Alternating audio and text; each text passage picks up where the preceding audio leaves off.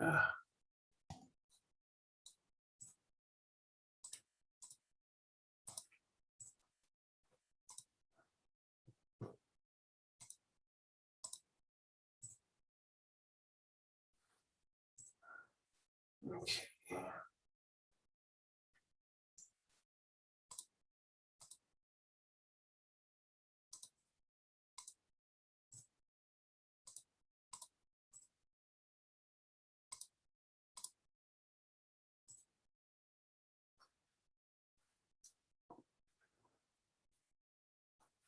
I'm asking everyone who can hear to be patient. I'm letting you guys in as quickly as it's allowing me.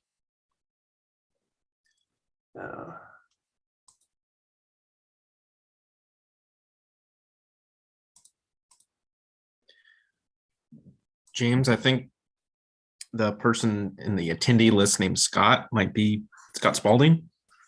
Okay. Might want to check. Hold on.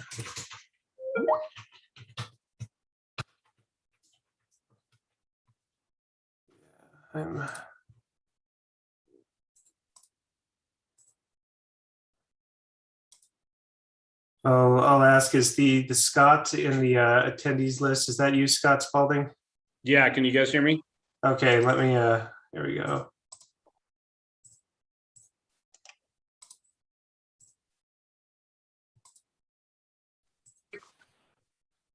Okay. I think there's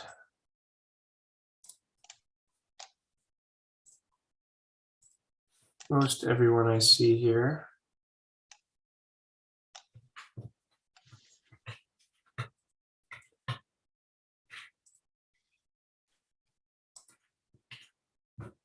Okay. All right.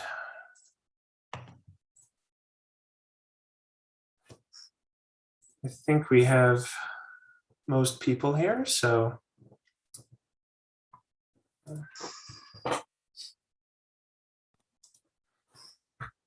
I missing anyone here?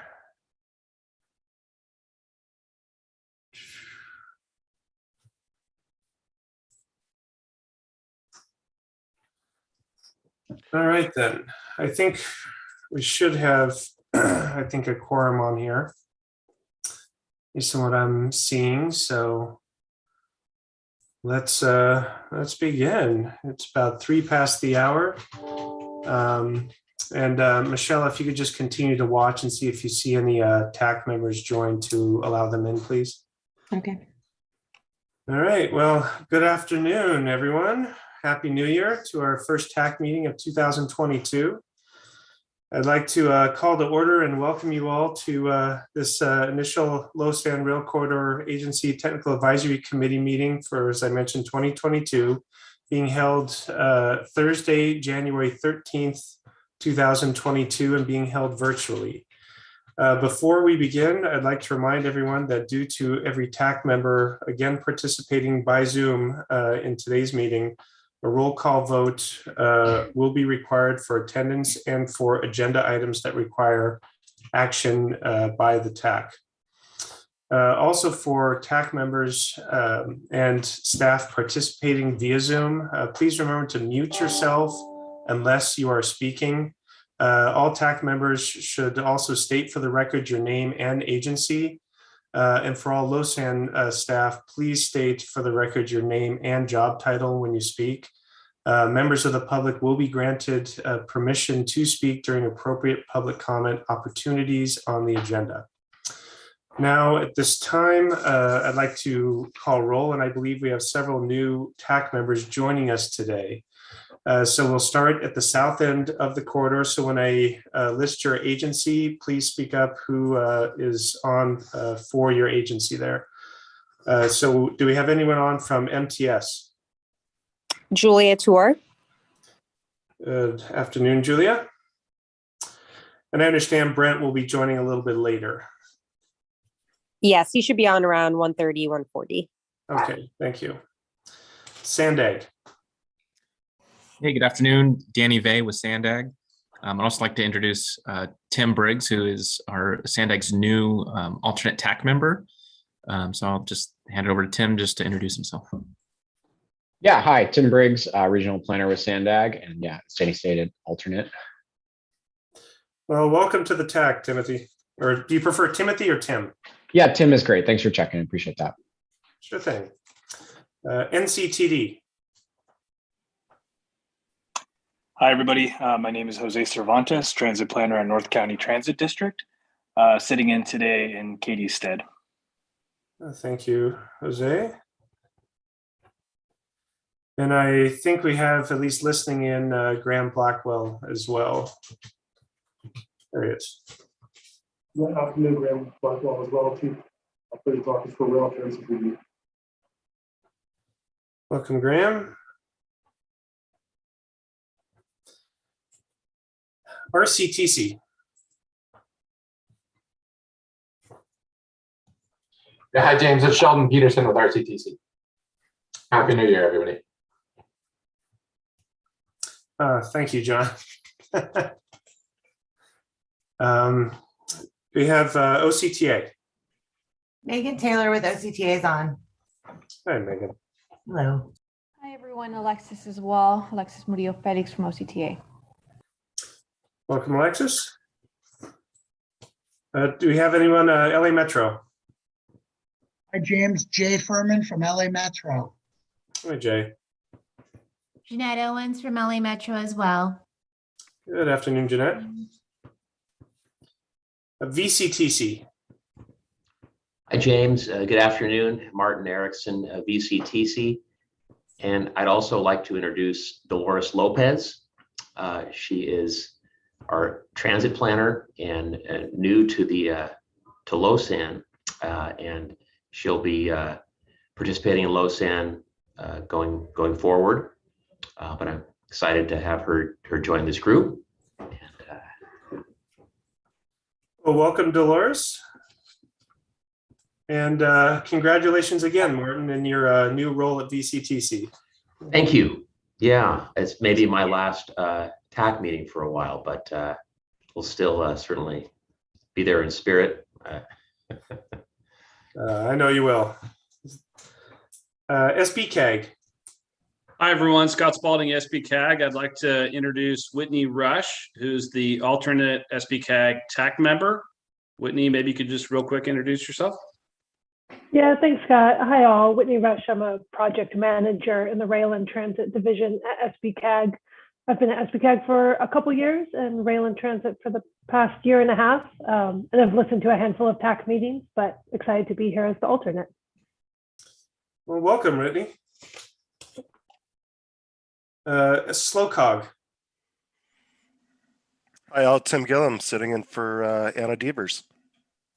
Welcome, Tim. Glad you could join us. Yeah, it's been a while. Yes, it has. Thanks.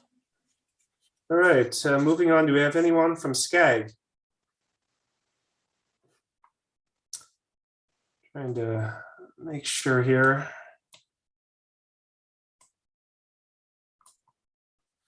I think we do. So anyone on from Metrolink?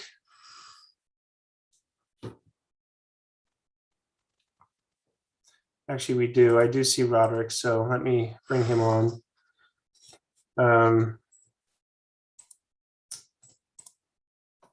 I do see you there, Roderick, so I got you. High Speed Rail.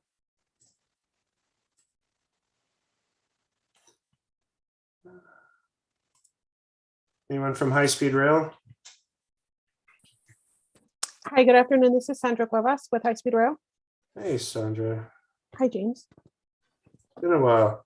Yes, it has. Good to see you. See you, or good to hear you. Oh, yeah. Do we have anyone from Amtrak? Yes, good afternoon. You have Tim Devine on. Hey, Tim. You got Thomas Dunlap, James. Good afternoon. Good afternoon. Anyone on from BNSF?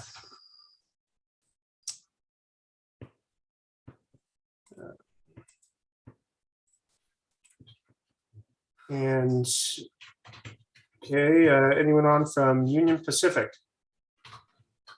Hi, James. Peggy Harris is on. Hey, Peggy. And do we have anyone on from Caltrans? Anthony Cerny here from Caltrans.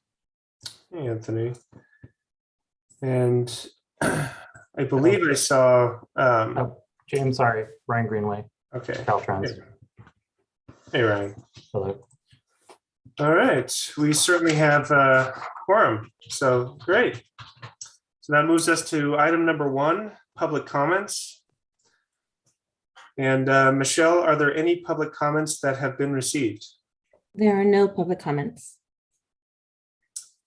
And I think there's something else that we need to announce for anyone who's calling in or needing comments there. Yes, members of the public may address the committee members regarding any items within the subject matter jurisdiction of the Technical Advisory Committee, but on action may be taken on off agenda items unless authorized by law.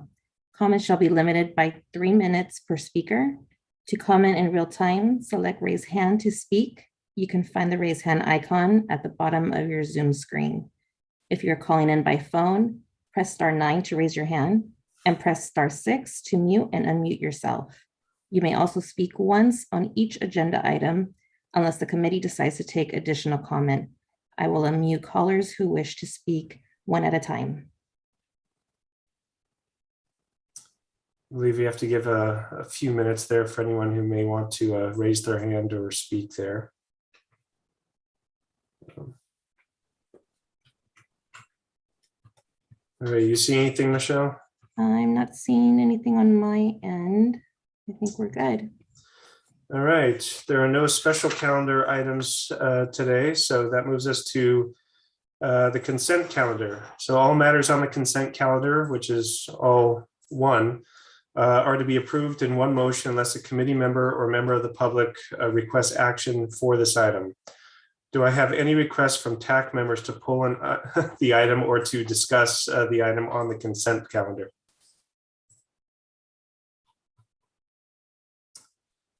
All right, Michelle, do we have any requests from the public on the consent calendar?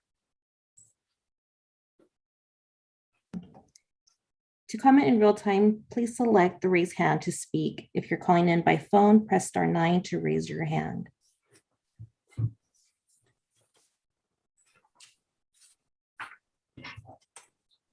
No comments, James. All right. So do I have a motion and a second to approve the consent calendar? Danny Vate Sandag, I'll move to approve the consent calendar. Thank you, Danny. Do I have a second? Jay Furman from Metro will second. Thank you, Jay. All right, we'll now take a roll call vote there. This is for the voting members and the primaries if they're here, alternates, the primary is not here. So Julia Tour. Aye. Danny Vay. Yes. Jose,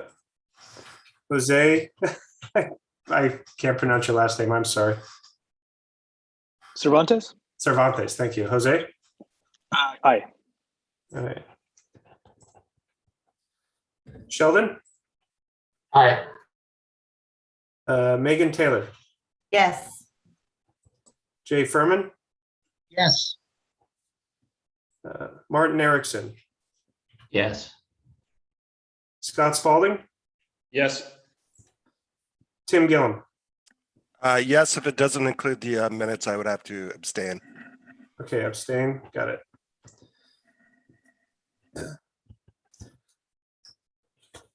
Consent calendar is approved. That moves us on to regular, and there is no regular calendar items. So that brings us to discussion items.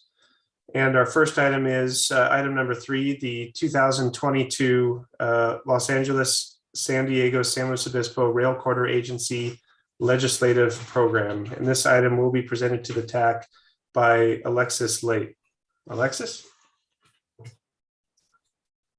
Hi, good afternoon, everyone. I'm going to be presenting on the 2022 legislative program for this year. I'm just going to go through at a high level some of the changes that we are proposing for Losan.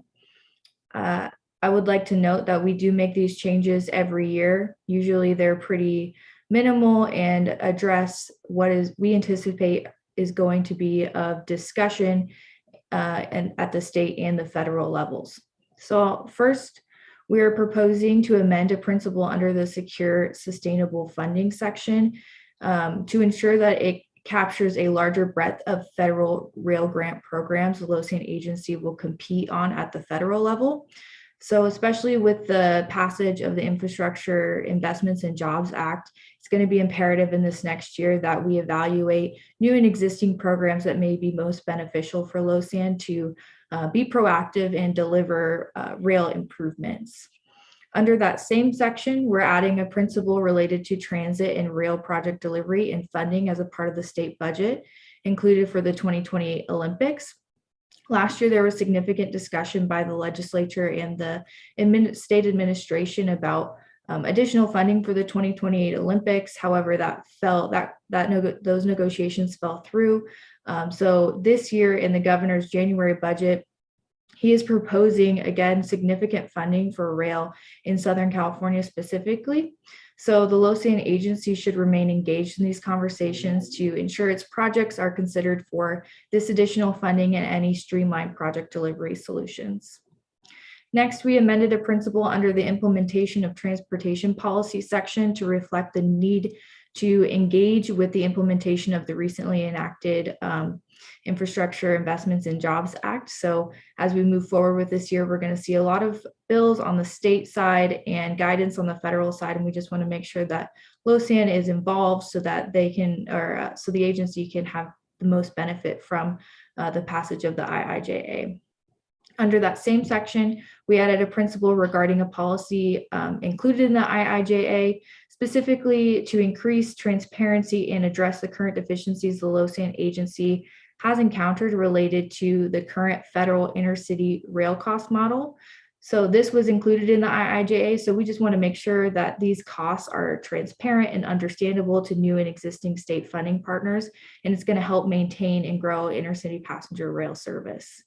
Lastly, we are going to amend a principle under the infrastructure service and safety improvement section related to the current supply chain concerns. So we want Losan to be able to advocate for its projects that could be considered for project streamline delivery and preferential funding in an effort to improve the movement of goods and people. And at this time, I'm happy to take any questions on the program. Thank you, Alexis. Do we have any questions for Alexis on the item? Yeah, James, this is Scott. Couple comments and questions. First, I think it's some nice ads, especially supply chain, that kind of thing. Just a minor comment. I think it's 1C. The term is chairman. I think it could be either chair or chairperson, not to be too PC, but I think that'd probably be good. And then on 4C, there's a reference to PTC on safety.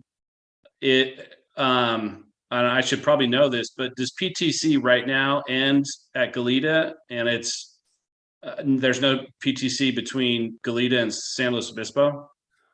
No, well, I can defer to Katie or Peggy on that with UP, but my understanding is PTC is in effect, at least I believe, up to SLO. That's what I thought. And that would be the entire corridor then, right? Yeah. So it might be something worth thinking about if PTC has been implemented on the entire corridor. Maybe I don't necessarily know that there needs to be a specific reference to PTC if there's been implementation. Something to think about. And then the other comment I had, given the state's goals towards, climate change and resiliency, might be worth thinking about, and this may come up at the board meeting next week, creating a new section for the LEDGE program that speaks to those issues, climate change and resiliency. We could put things in there, maybe rearrange things a little bit and take some of the existing ones, put it under a new category like that. talk about sea level change or adaptation. I know that there's some focus on protecting some of the rail corridor in areas throughout the corridor. Maybe talk about, pursuing zero emission technology for the corridor. I know that's a high state priority as well. So just maybe aligning, the Losan ledge platform with some of the state's goals as well. Yeah, I think that's something we definitely could take a look at and have a discussion on in light of, what's even item number 4 that we'll be bringing up next, and kind of focusing on that going forward. So I think that's certainly worth additional discussion.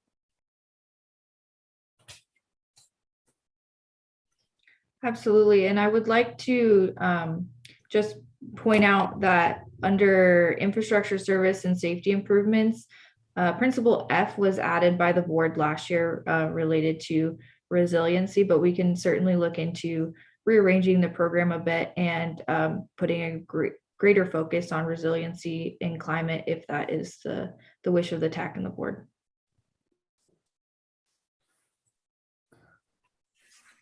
Yeah, Danny Vay with Sandag. Yeah, I also agree with that. I did, flag that there's just the one mention of resiliency, but I think we should add some more emphasis on, combating, the effects of climate change and resiliency of our coastal bluffs and bridges and hillsides and wildfires. There's a lot of threats all throughout the Losan corridor that could impact infrastructure and impact the service. So if we can expand upon that bullet point a little bit, I think that would be ideal, especially given what Scott was saying about aligning it with state goals.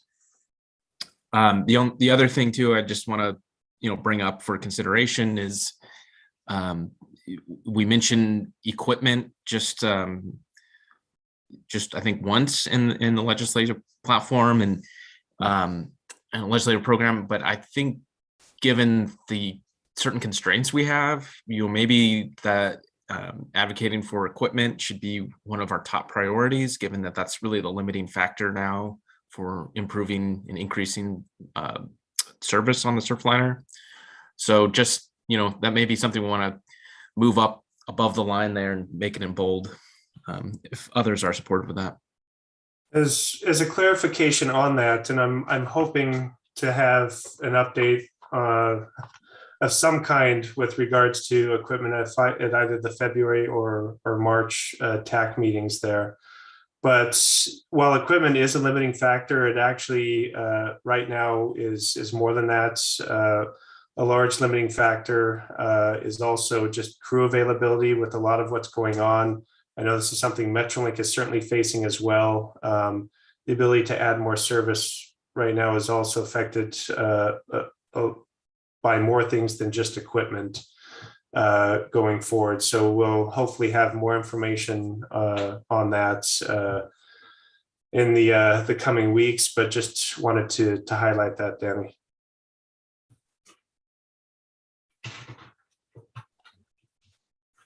James, this is Scott. I would echo Danny's comment about equipment. That is, I think I missed that. I know we got the swap coming down from the north, but we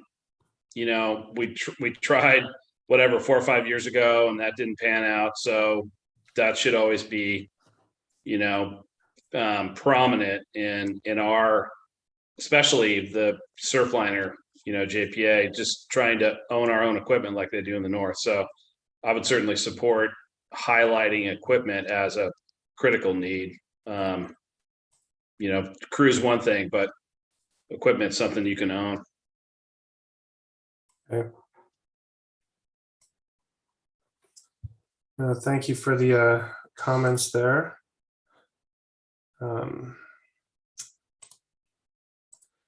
All right, are there any other comments from the TAC?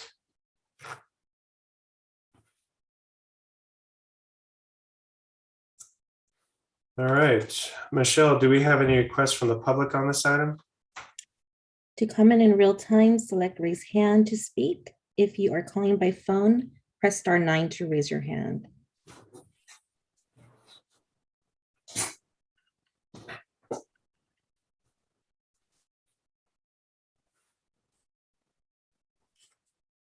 No comments, James.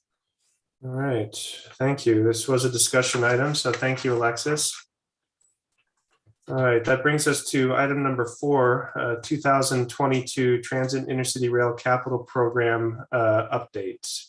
This will be presented to the TAC by Russ Henry, our finance manager for grants and programming. Russ? Thank you. Good afternoon, members of the TAC. Russ Henry, Program Manager of Finance and Grants, and I'm here to give you a brief update on the Transit and Intercity Rail Capital Program, or TIRCP application that we are trying to put together currently. So next slide, please.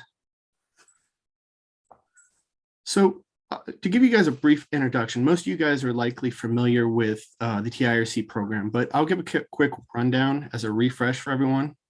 So the TIRCP program aims to reduce greenhouse gas emissions, improve transit service, and increase ridership, integration of services between the state's rail operations, and to improve transit safety. So for the 2022 round, CalSTA has proposed a 5-year program of projects that, with an expected award of anywhere from $500 to $600 million, but we'll get closer numbers on that later.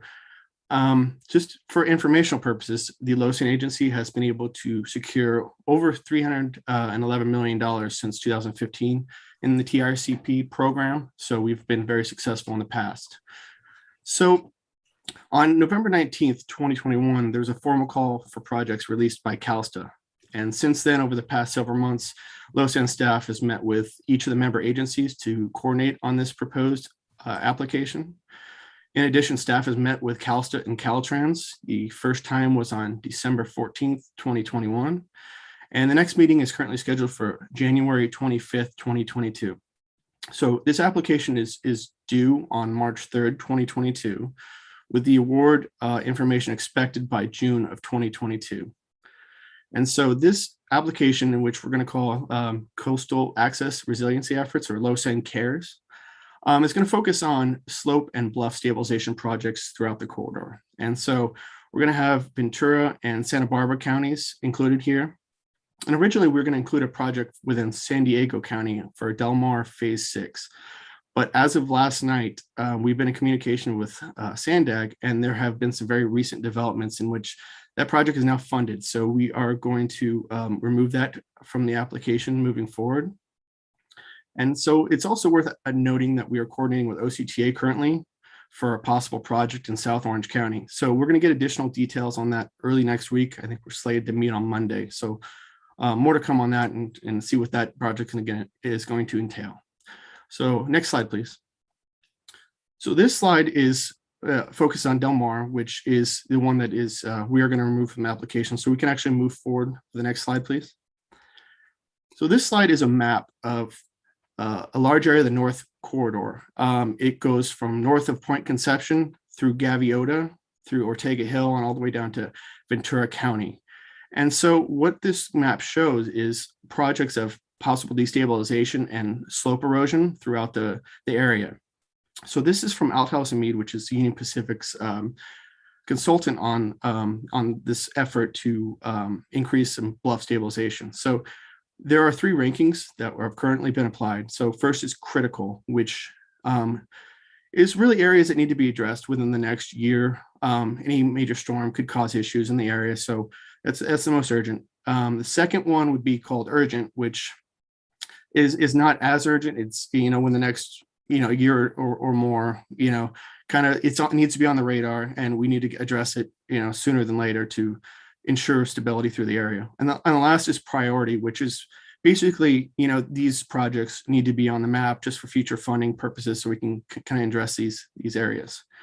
So what we're looking to do is create immediate term repairs, and which would lead to, it should stabilize the area for the foreseeable future and enable safer travel through the area, and try to get ahead of it just to make sure, in case it's easier to get ahead and fix slope problems than it is once there is any kind of failure to go and address that. And, it's cheaper, and it avoids, holes in service. So, and I want to say one more area that we're also looking at is a potential siting in the area that has some stabilization issues that we're hoping to reopen and have the possibility of adding trips in the future. And so we're still working with Union Pacific on that to see what that could entail, if how many trips, if any, that could add. But that's something we're also very interested in looking at. So we're still determining how much in total funding LOSSAN's going to request and how that potential funding could be programmed.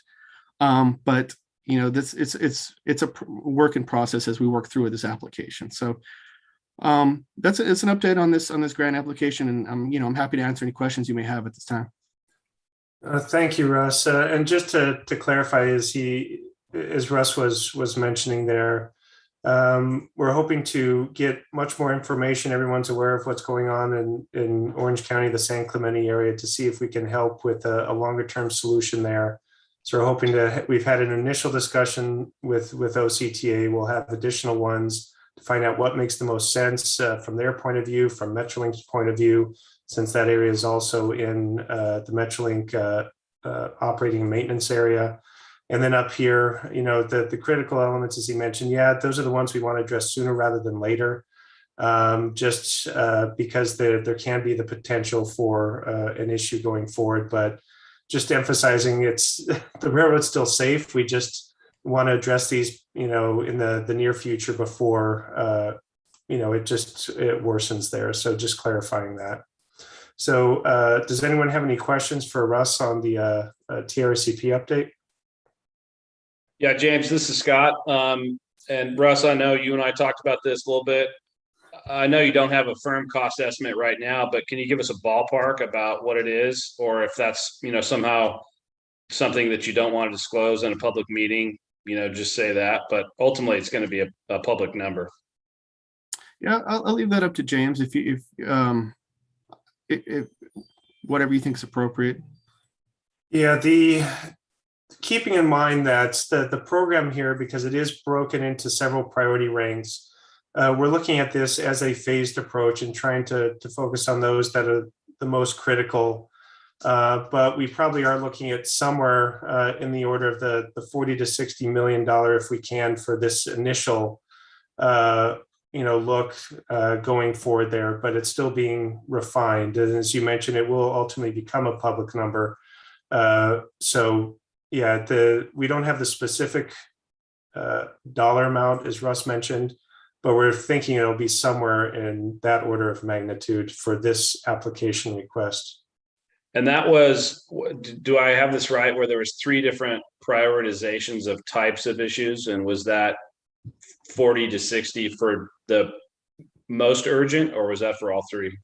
Well, yes, that's correct. So what we're hoping to address at the very minimum is critical, and hope to get into that urgent level. So we think that number could address most of the critical, but that's yet to be seen. Okay, thank you. All right, any additional questions for Russ?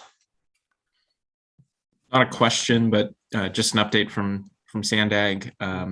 We are also considering TARCP applications, potentially to do 1 or 2 of our shovel-ready double track projects. So we are looking at doing that. So we'll be, I'm sure we'll be, advocating for some more rail capacity in San Diego County, and I'm sure we'd also support all of these resiliency efforts all around the Losan corridor. Well, thank you for that update, Danny. All right, there's no further questions from the TAC there. Michelle, do we have any requests from the public on this? To comment in real time, select raise hand to speak. If you are calling by phone, press *9 to raise your hand.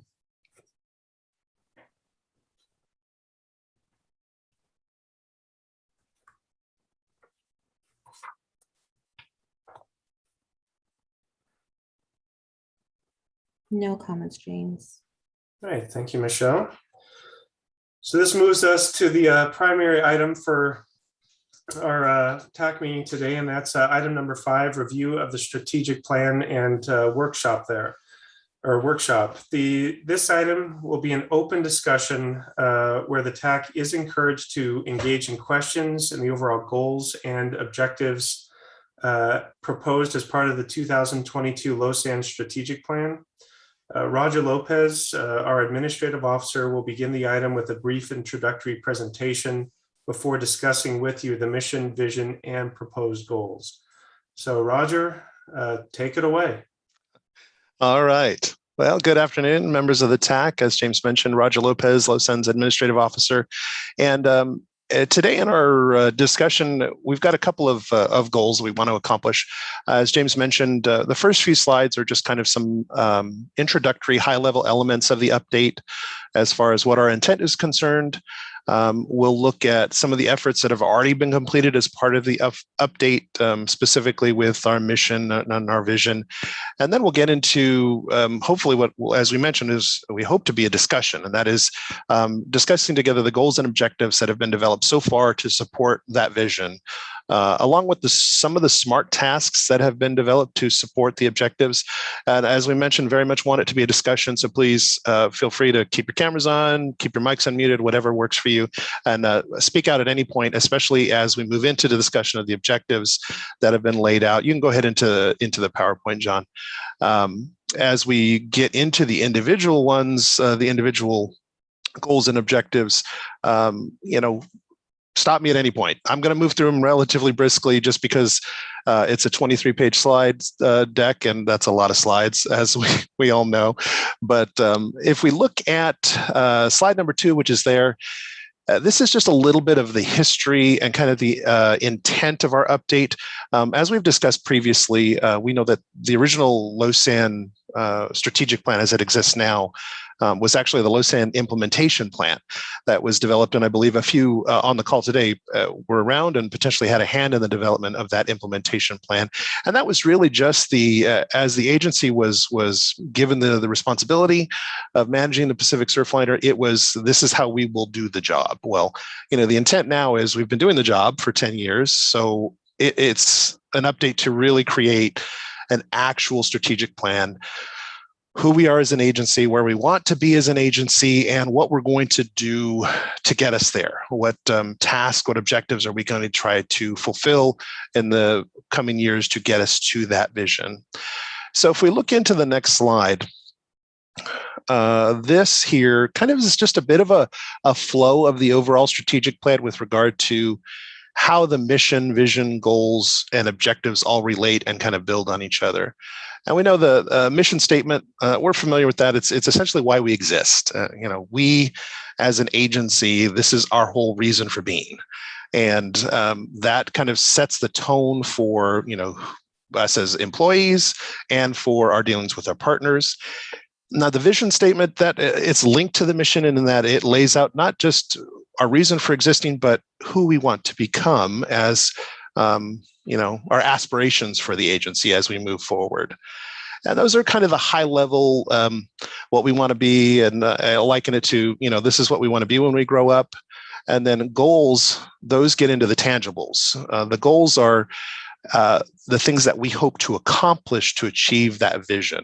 And goals, they're very broad, as we will see in a couple of slides, but they directly link to those elements of our vision. And then, of course, objectives, those are, I kind of liken it to a funnel. Those are even further down the funnel with regard to kind of more pinpointing specific items that we can achieve. And we can link to our work plan. And that, of course, is accomplished by these smart tasks. Smart tasks, those are specific, they're measurable, they're achievable, relevant, time-bound. And those are the things that we will be using these tasks to build our annual work plan as agencies that kind of roll up to eventually achieve our vision for LOSAN. Now, looking into our next slide, our mission. So we spent a lot of time kind of chewing on this, our mission statement for the LOSAN agency. And we know that all of us are very well aware that Southern California has some of the most amazing destinations in the nation. And it's not that we're partial, although we are, but I mean, Southern California has a lot to see, and we wanted to acknowledge that. But we also wanted to acknowledge what sets us apart as a service. And riding the surfs isn't just about getting from point A to point B, but it's about the experience of that trip. A lot of people, excuse me, A lot of people have mentioned that their trip starts when they get on the train, and that's part of our amenities, the planned improvements that we have going forward. We're looking really to truly be that premier transportation mode for those who take rail, but really any kind of transportation. We want this to be the preferred method of travel if you're looking to get somewhere and enjoy the process of getting there. And that's kind of where our mission statement began. Now, moving into the vision, our vision, it kind of builds on that. We wanted to acknowledge not just that it's the Pacific Surfliner, but that's just one part of a very enormous network of transportation options. So, while we're essentially the only service that travels from one end of the corridor to the other, our vision is to increase the integration with all of our partners along that route. So we want to, of course, help our customers get the best experience that they can. And the part of that is connecting with all of these other great providers that are there, all of our partners, those first and last mile connections, all of the connections that will potentially serve areas that we can't get to. And so the three facets of the vision there focus, on the experience of our customers, how our service is operated, and then of course, how we as LOSSAN do business. So looking to our next slide, again, this is our plan. So we're going to review the goals that have been developed to support that vision. And then for each of those main goals, we'll look at the specific objectives that have been laid out to help us to achieve those goals. We do in each of those objectives have the SMART tasks that are there. We're not going to get too deep into those because those are kind of only they're the tip of the spear, they're the bottom of the funnel. Those are basically the tasks that fall under our day-to-day operations, but we did want to lay them out, at least in the draft that currently exists, share what we've developed so far, and it is essentially these SMART tasks that will lead to our annual work plan, and that's kind of what you see there. It's a very simple one-page summary of something that's far more detailed. It's a resource, it's a schedule-driven work plan that we will revisit on an annual basis to ensure that we're continuing to work towards those objectives and those goals. But that's just kind of an image sample of what we hope to produce on an annual basis for reflection and for putting out on our website so that everybody can know here is what we hope to accomplish over the next year. So getting into the meat of it, let's look at our next one. So as we talked about our goals, and I put kind of over onto the side of the slide a snapshot of that vision, and you can kind of see the link. You can easily see between the vision and the goals. Each of those goals directly ties back to an element of our vision. So again, we're looking at our customers, we're looking at our operations, and we're looking at our business practices as an agency.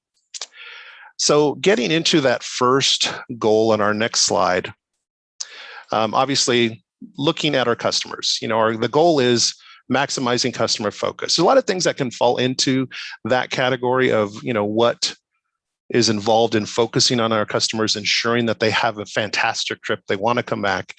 And we're looking at these objectives. And of course, improving their experience. We want to make sure that, when they get on, they're happy. When they get off, they're happy. But even more than that, again, this idea of integration, and we'll talk about that a lot as we continue on and discuss more of the objectives. But integrating with our partners, whether it be other services along the corridor, the destinations that we're trying to reach along the corridor, whatever the case may be, ensuring that whatever we have for that customer is seamless. They're getting from point A to point B. It's easy for them. They can, there's no fear in what are they going to do once they get there, but it's an integrated system with all of the other options that exist on the corridor and with the destinations that our passengers are trying to get to. And then finally, maintaining sustainable fares. And so, with each of these things, sustainability, resiliency, you'll see that as a recurring theme. I know that's something that we've talked about before. We know value is huge on people's minds. The idea of sustainable fares is something that we really felt strongly about. We know that our fares, it is a premium service. So our fares are perhaps more expensive than other services along the corridor, but what is the value of that? And that's something that we're going to look at as we get further into it and deeper into it. So looking now, as we delve kind of deeper, we have that goal, maximizing customer focus. The objective of that is starting with improving the user experience. So how do we do that? What are the specific tangible tasks that we can do to make sure that our customers have a great time on the surfliners? So as we mentioned, high quality service. One of the metrics that we have there, of course, is our customer satisfaction. So we receive very detailed surveys with regard to how our customers feel about their trip. Our goal is 90% in a high or very high quality, a very, very satisfied metric. So far, we've been doing pretty well with that in the past. We've been in the mid to low 80s. So our goal is to get that up above 90%. We want our customers to, once they take that survey, to say they had a great time. There's nothing that they are dissatisfied with.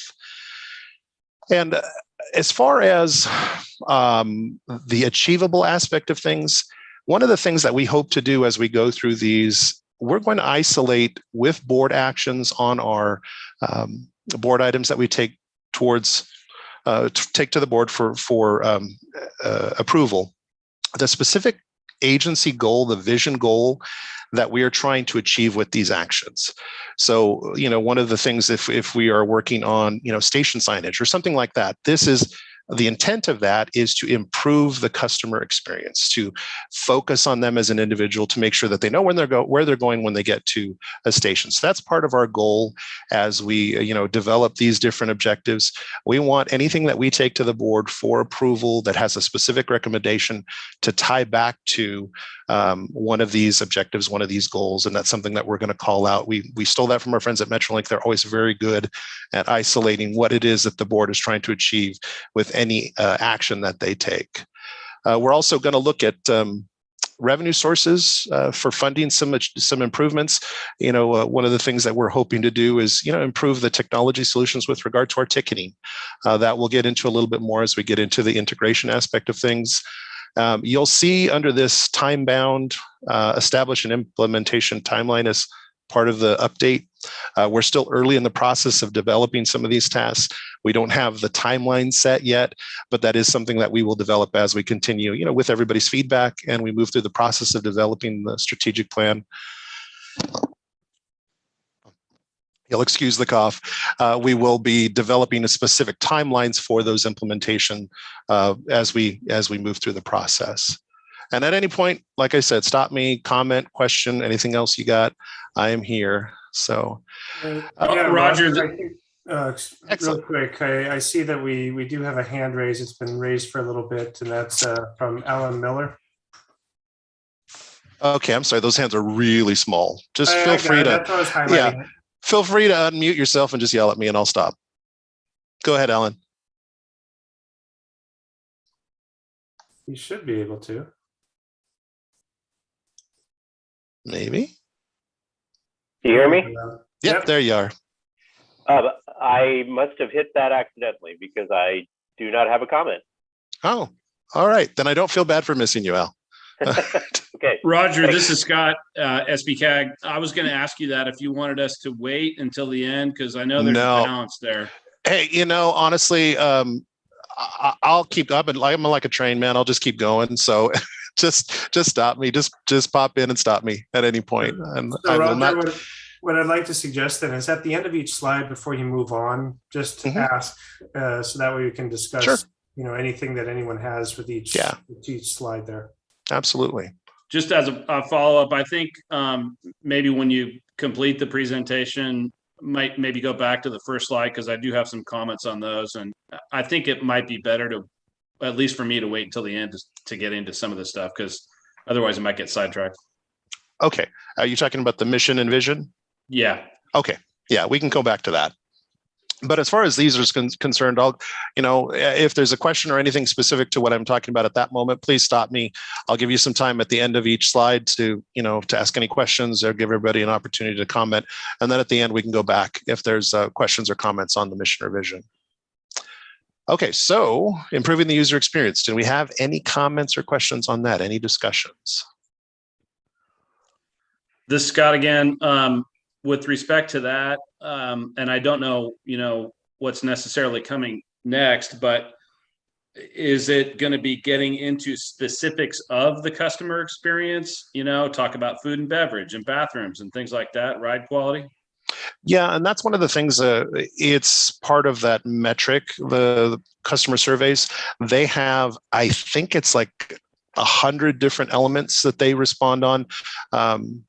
Food quality, friendliness of staff. We get reports on what the specific drivers are that either move people to have a good trip or move people to not have a good trip. Cleanliness of restrooms. It's quite an extensive thing. So we're going to look at each of those elements to see what the main drivers are, and we are continually working towards improving our food and beverage offerings and the cleanliness of our cars, and upgrading business. There's a lot of different things that are rolling into that. I've got a great ride idea, and we're going to continue to look at that. But that's just a lot of things to try to condense onto. Here's improving the user experience, and that's a page and a half of bullets of things that we're going to try to focus in on. But essentially, we want them to say when they do that survey that either they were satisfied or very, very satisfied. And so, whatever the drivers are that will achieve that is what we'll focus in on. Okay, but we're not going to get into the task level about those at this presentation. Okay, good. Not in this presentation. Yeah, because that's one thing. It's like when I mentioned, the smart tasks, like we're going to touch on those at least at this level. But I mean, that's like the day to day of like, oh, we do a menu refresh every 6 months, or we do, those. That's a lot. So what we're hoping to get a comment and discussion on is these goals and objectives and how we plan to focus in on those, and that's what we're really looking for your input on. Okay. Roger, I just have a clarifying question. So the way we're going to measure this is strictly the CSI reports that we get from Amtrak. Is that? Yeah, we're going to do the CSI, and they've actually given us an opportunity to have additional questions incorporated into the CSI things. We have like I think it's 5 additional questions that can then nest into other questions. And then we're also considering doing our own surveys to focus. So if we see a specific driver that we're consistently having issues with, doing our own potentially onboard surveys for that. And that's something that, we, as part of our, those detailed tasks, we're hoping to look into. If somebody is consistently saying that, hey, the friendliness of staff is an issue for me. Well, we can get deeper into that with an onboard survey. It's like, what has been your experience? How was your ticket sale process, and how was the conductor when he spoke to you? Those are the types of things that, as we get into the weeds of things, that we're hoped to really kind of focus in on and figure out, why are people either having a good time or not having a good time? Yeah, and I think just from looking at that CSI scores for years and years now, there's that strong correlation between on-time performance and the and the CSI, right? So it's like there's going to be that variability. So I think it's good that you kind of identifying individual ones, but just keeping that in mind that number kind of fluctuates a lot. Just everyone's going to have a terrible time if your train's late and you're right. Yeah, and that's one thing that we've kind of had to acknowledge as we've looked at that is, if a person sits on a train for 2 hours motionless, and they're basically every part of their trip is going to be miserable. And a lot of the times those are the people who are the most vocal when they do their CSI scores. So it's nice the way they do that, because they do break it out into different drivers. So you can see which of the, the top 3 on both ends, which were the best 3, which were the worst 3. And it helps us a little bit. And honestly, there's a lot of data. They're using like a Medallia portal for us now that we can get into to pull all of those details on the customer satisfaction surveys. So we are getting a lot more data on the customer survey side than we used to in the past. So it's really nice. It gives us a lot more to work with when it comes to this, kind of focusing in on things.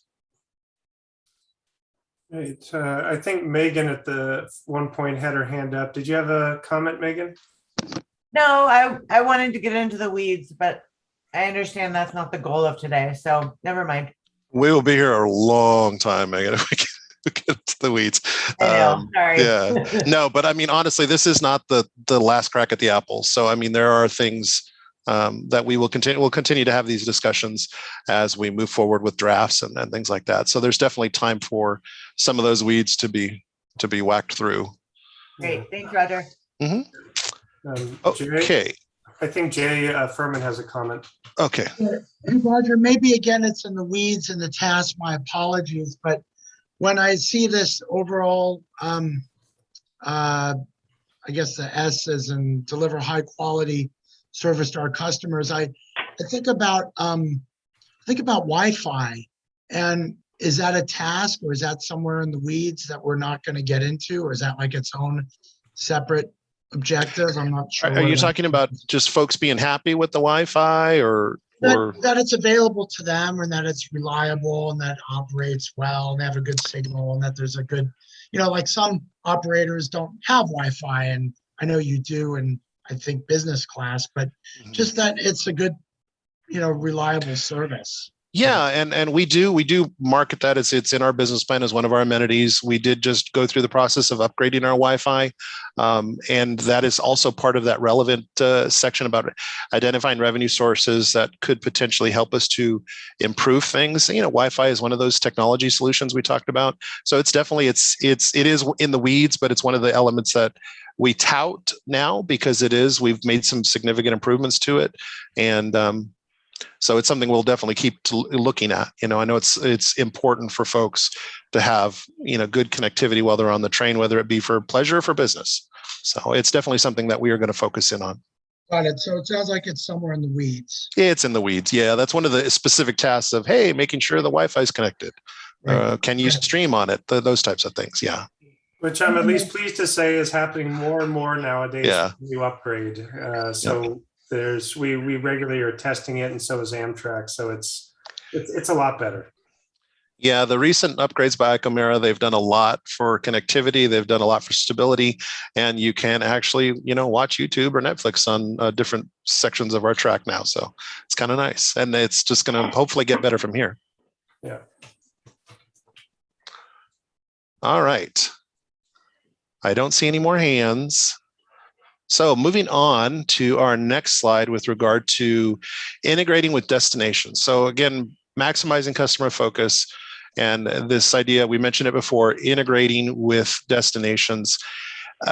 We have a good example of what we're trying to do here and what we hope to continue to do and increase with is Disney.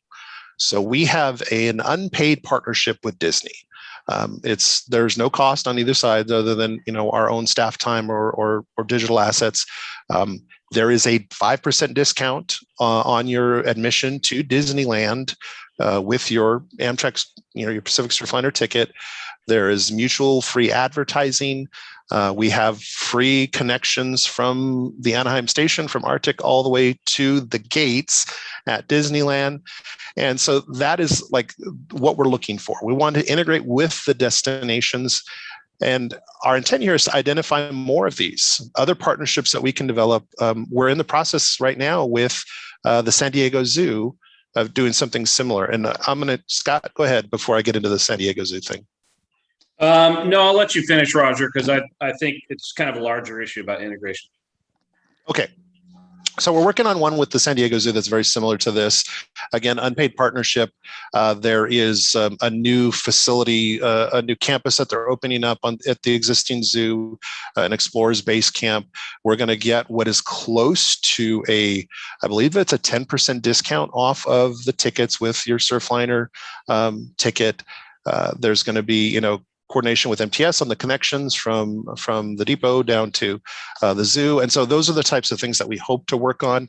And that's not just for the big facilities, but, for anything along the corridor that is a destination that people want to go to. And then, how can we get them there easily, maybe potentially give them a discount once they get there, get their connections first, last mile, things of that nature. That's what we're really going to try to focus in on with this destination integration. So go ahead, Scott. I'm all done with that. I think that was actually helpful. I'm glad that I waited for you to talk about the zoo, because what I was going to point out when I saw this is integration is great. We all want it, but it's ultimately not up to LOSSAN. It's off the rail corridor and off the rail service. And Disney is the perfect example of how well it can work. Yeah. But you know, and bigger destinations probably have more funding and more incentive to try to draw off the rail corridor. But specifically with local transit services, it's ultimately going to be their decision to integrate with the Surfliner. And that's always just completely outside of the control of us. So Yeah. I just want us all to keep that in mind and, you know, be aware that we have limited resources, both staff time and funding. And, you know, we just need to marshal those and try to, you know, have a good use of those resources rather than trying to chase, you know, an integration down. We all agree it's good. Sometimes it's just completely out of our control. Yeah, and absolutely. And that's we like the unpaid partnerships because they exist based on just the mutual benefit. We're getting more people to the zoo. They're giving our customers a discount. People may choose to take the train to the zoo just for that fact. You know, it's just that type of thing that we're really looking for. And like you said, we'll get into it a little bit in the next one when we start talking about integration with our partners. But, you know, we have our hopefully whatever our next iteration of transit transfer will be that can help us with those connections. But like you said, we can't control it all. Some things are out of our control. But, you know, if we're going to pursue some of these partnerships, especially the local destinations, they may have pull with the local operators or whatever the case may be, because, you know, they're a bigger part of the community than we are. So that's what we're going to look for, is these opportunities to, you know, be of a mutual benefit to a destination on the corridor, whatever local transit operator exists there, and trying to work something out that will benefit all of us, understanding that we have the limitation of resources and staff time and things like that.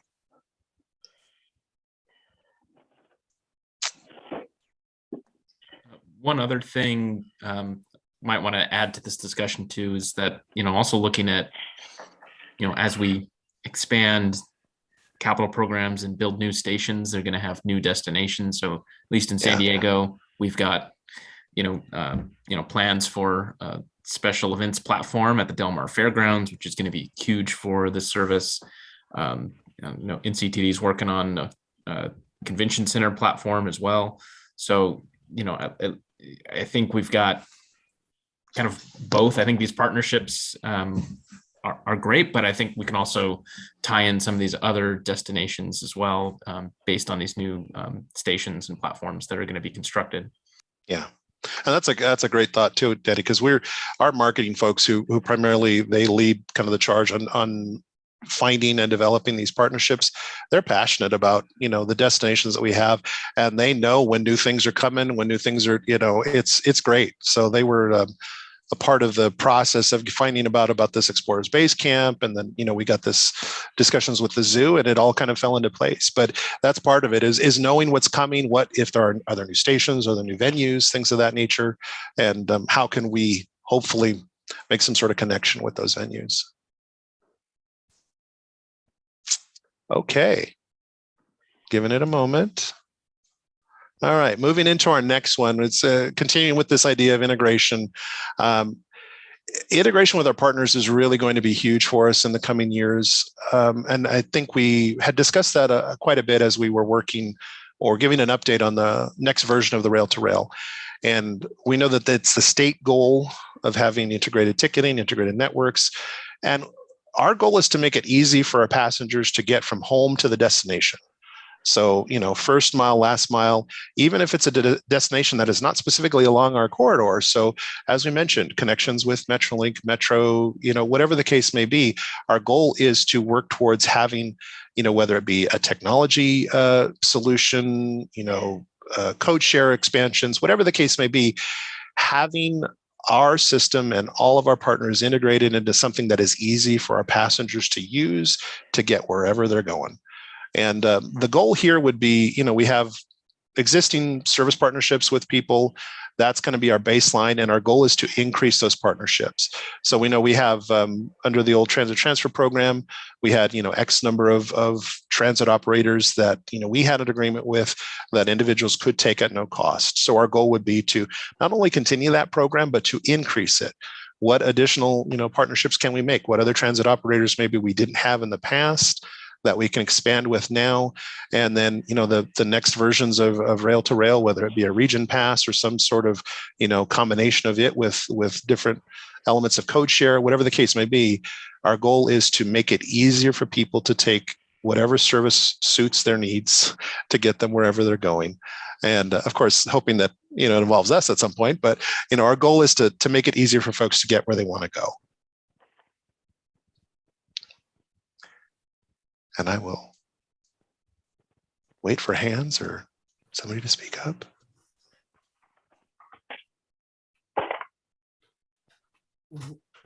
Any additional questions on this slide? And if not, Roger, feel free. All right. Okay, so then finally, with regard to customer focus, and this is where we come into the sustainability, maintaining sustainable fares. One thing that we're going to be doing in the coming fiscal year is determining the elements that contribute to fare sustainability. We know that we have a mandated 55% fare box recovery, and pre-pandemic, we were doing very well at achieving that. We were in the mid to high 70s. I think for one quarter, we potentially broke 80%. But besides just that single metric, what constitutes a sustainable fare? We want to ensure that obviously our customers are getting a value for what they're paying for. Understanding, we have amenities, we are hoping to be a premier service, but what goes into ensuring a fare is sustainable. So our intent is to do some significant work on this and hope to, at a future TAC meeting, have a bit of a brainstorming session with the TAC specifically on this sustainable fare structure. What are, some of the elements of that, price acceptance studies, the definition of sustainability. That's something we're going to be working on in the very near future, and we'll be involving the TAC in those discussions, because the idea of maintaining sustainable fares is great, but what does that mean? And what does that mean for us? What does that mean for our customers? So that's definitely something that discussion will be continuing in the near future. Hey, Roger, Scott, is there a standard definition? That's the first time I've heard of a sustainable fare. Is that, top of the apex of a revenue, generator, or what? I try to find it differs depending on what industry you're in and what agency you go to, but it's sustainable not only for us, but also for our customers. And that's what we're looking for, is we want to make sure that we maintain our metric while not pricing our customers out of the ability to take our service. So that's what we're going to work on, is what does it mean? What does sustainability mean when it comes to our fare structure? And I guess we'll be involved in those discussions. So hopefully we'll figure it out together. Was this idea, did this come externally or was this internally? This was an internal thought, because the board has put a lot of emphasis over the last couple of years on sustainability and resiliency. And, our fare structure, we haven't had, other than the normalization, we haven't had an increase in quite some time. And so that's something that we're considering is do we need to, where are we at with that? And are they too high? That we're hoping to look at, not only just to sustain us as an agency, but to sustain those who want to take our service. So, but that was definitely an internal development, that, wanting to look at the sustainability of our agency and making sure that where our prices are where they should be for both us and our passengers. I mean, I guess that, just looking at, sort of fare, again, this is a new concept, because in transit, and, the Surfliner is a version of transit, you want to collect the goal is to collect as much fare revenue as possible. And it's not necessarily a consideration of affordability. And so this is certainly a different way of looking at things. It would be, how low can we go and still be sustainable? And that's a very different question than how high can we go? Yeah, and I guess that's it. I'm looking at it somewhere in the middle of that. Not how low can we go and still maintain our 55%, or, not how high can we go without pricing ourselves out of riders, but just what do we need to do to ensure that we have it where it should be, that it balances those two things. So yeah, I think I'm looking at it right down the middle of are we where we should be, not too high and not too low? And is that something, what do we need to do periodically to ensure that our fares are where they should be? I mean, it's an interesting question. I'm looking forward to the discussion. You and me both. It's something that we, as we were talking internally, we were kind of like, well, what does this mean? What does it mean to us? How can we get there? So it's definitely something. And that's why we had hoped to have future discussions with the TAC about that. And then Jay, I saw your hand pop up first. Then we'll get to it. Just a quick comment. This has always been an interesting thought, is like, what are Losan's overall goals? Is it necessarily to increase their fare box recovery ratio to as high a level as possible? Or is it to move as many people, passenger miles as possible? We faced this dilemma when we looked at the Metrolink, and we lowered fares by 25% on one of our lines. And, initially we lost money, but in the end we recovered, this is pre-COVID, we recovered our revenues, and we moved 20-30% more people with the lower fares. So in the end, it was sort of a wash in terms of the revenues, but we were able to move more people. So it, kind of raises that question of what's the sweet spot and what are the overall goals? Is it revenue recovery? Is it moving people? Is it both? And, it's just something to think about. Yeah, and I think that's definitely, I'm going to be looking forward to your comments as we get into these discussions in the future, because it sounds like it's something you guys have already kind of gone through as far as that process is concerned. We did it on 2 Metrolink lines, and it was considered to be very successful because we lowered fares 25%, which is a very radical thing. Yeah. And yet it took a little while, it took a couple of years or 3 years, but we basically eventually recovered our revenue loss. And we moved 20%, 30% more riders. So, we considered it to be very successful, but it raises that classic dilemma or question of what are our larger goals? Is it strictly looking at the money, or is it moving people? And a lot of people would say, well, it's both. But I hope you get into that discussion as you go forward in this. That's our hope. And Whitney. Yeah, thanks for this. And yeah, great to see sustainable fares on it. This might be a little in the weeds, but just as looking at fares, I was wondering where, kind of thinking about payment modernization and clarity was coming in. It might tie in with one of your first objectives in terms of overall customer experience. But I think as part of the fare discussion, it should be a focus to make sure that it's really clear how those fares can be paid, and that Losan is kind of at the forefront of technology for advancing fare payment as well.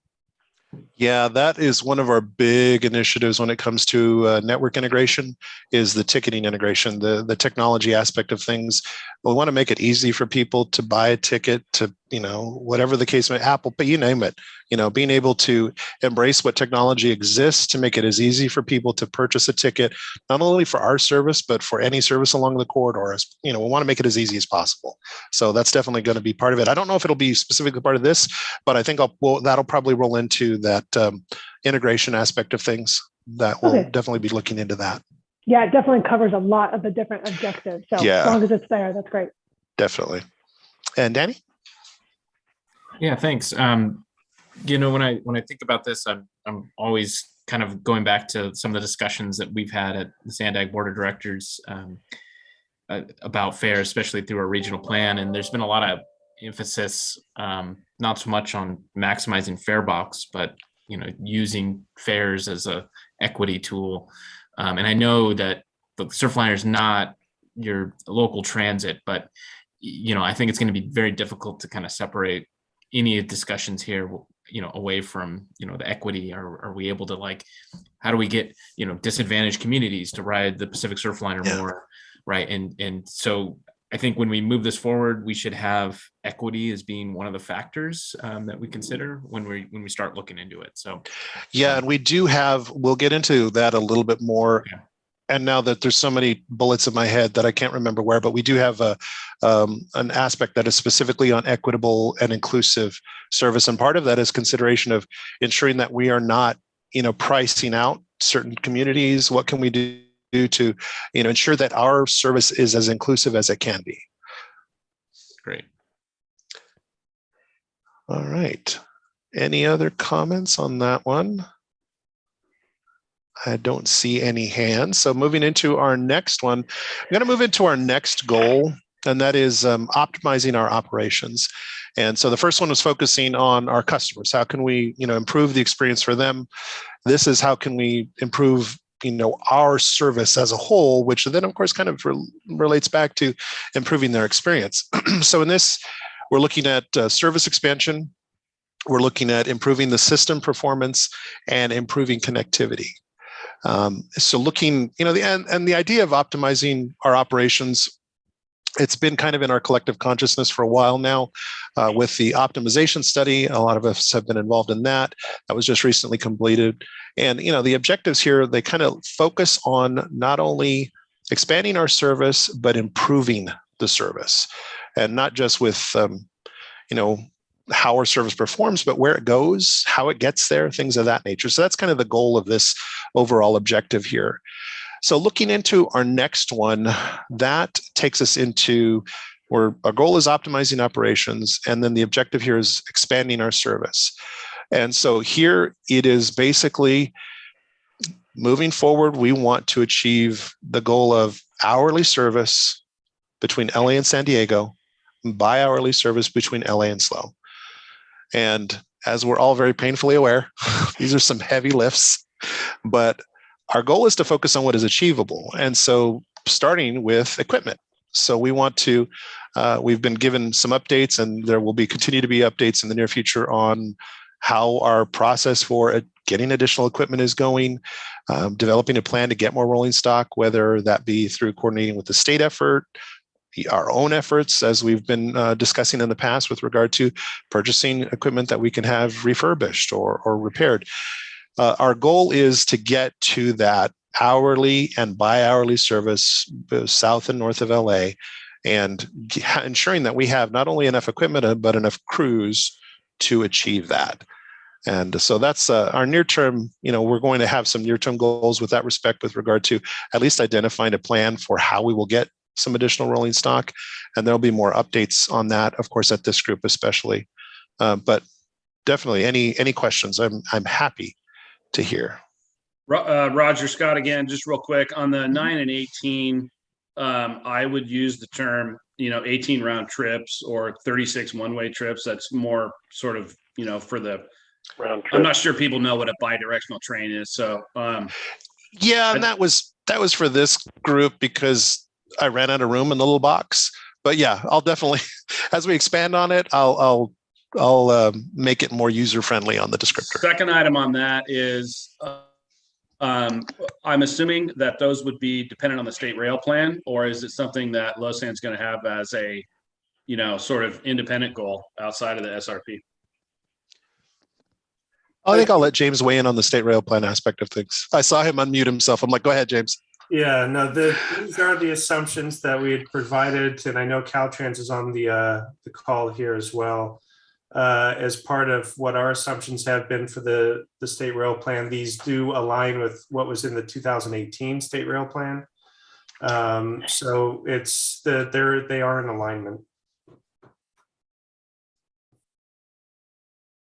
And I'm going to type in a note, Scott, just so I don't forget to make that more user-friendly.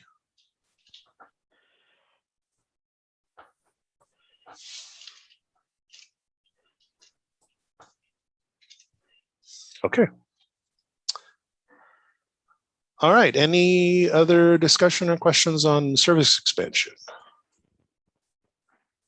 All right. Seeing none, moving into our next slide. Here is, again, optimizing our operations, better system performance. So here, essentially, we're talking about our on-time performance, our ridership, our revenue. So of course we have metrics that are dictated by the ITA.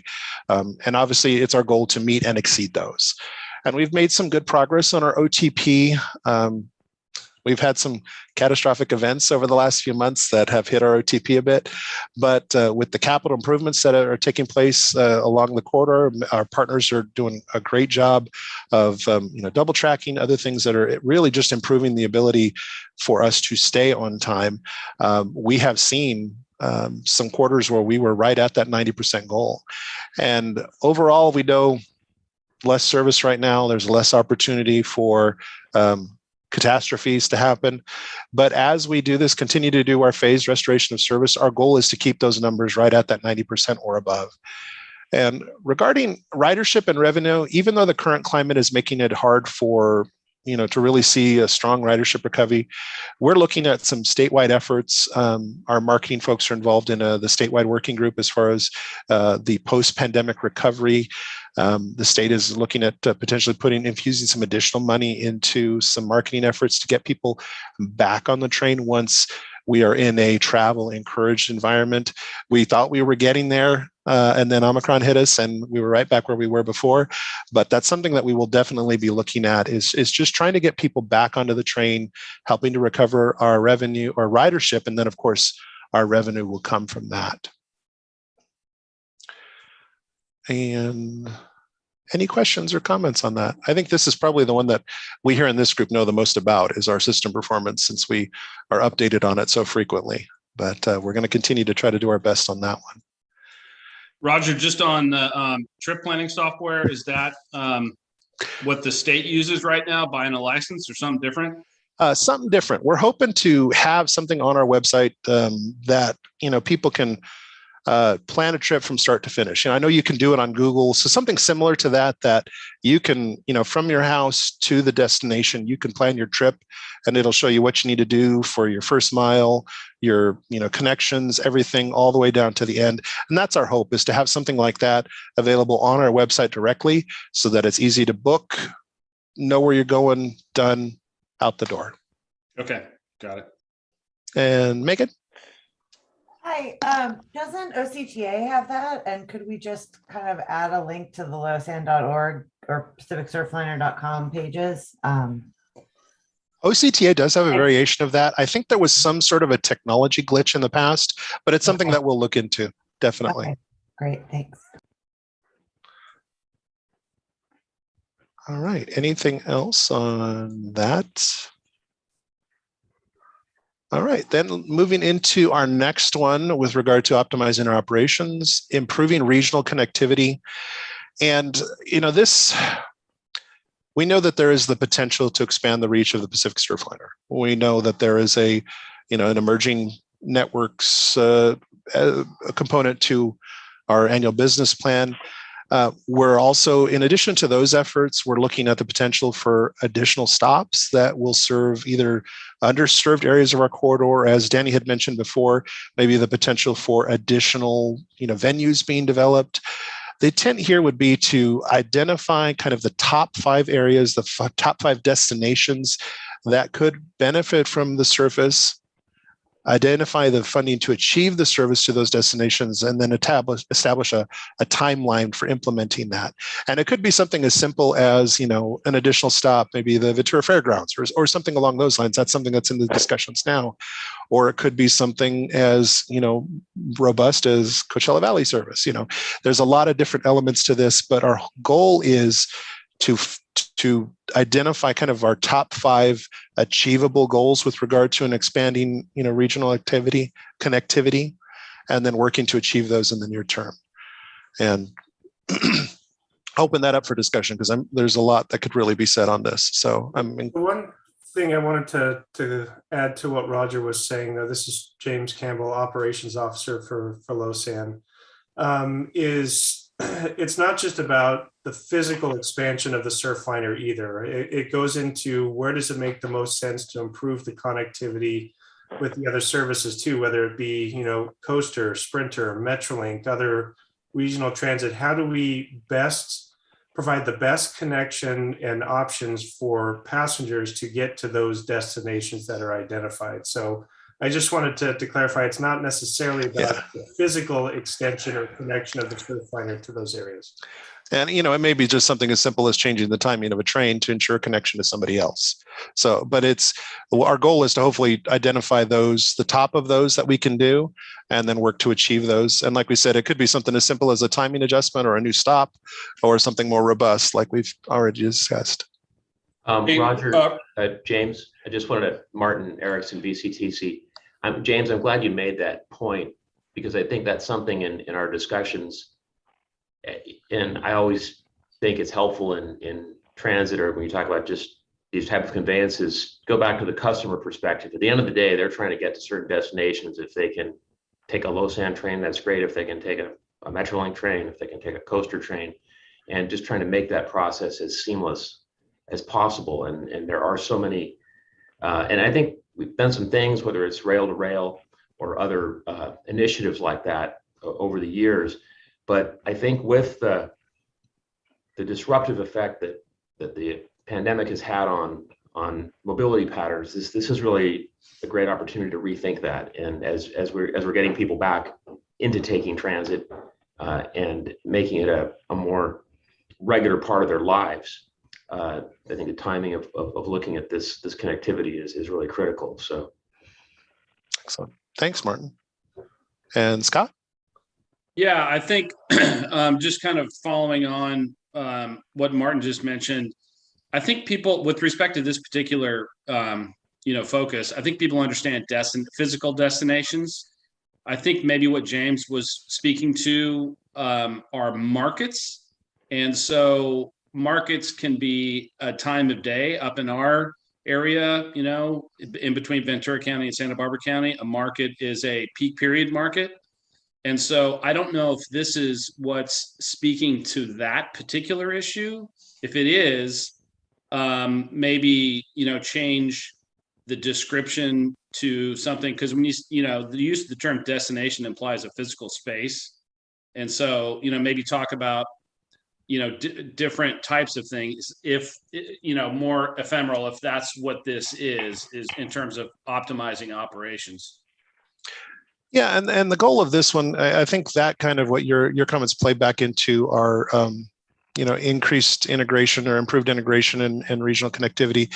I think with this, the integration with destinations and improved regional connectivity, it definitely could play to markets. I mean, we're just looking at, is there something that is underserved? Is there something that would benefit either from a connection by our service or a stop by our service?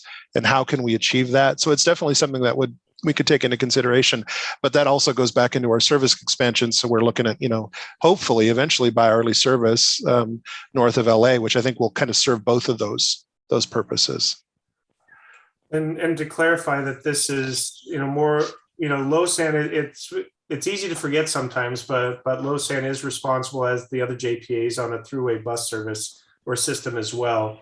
And so it's, do we need to make modifications, expansions, reductions, new routes for the throughway bus services that we are also responsible for? And that's some of the things that we have been, looking at and working with Caltrans, Alan Miller and his team on going forward, is where does that make the most sense as well? So just wanted to clarify. There's the train component, which is certainly our bread and butter, but there's also the throughway bus elements as well. Excellent. Thank you, James. I appreciate that. Anything additional on that aspect? If not, yeah, we will move. Sheldon. Oh, go ahead. Go ahead, Sheldon.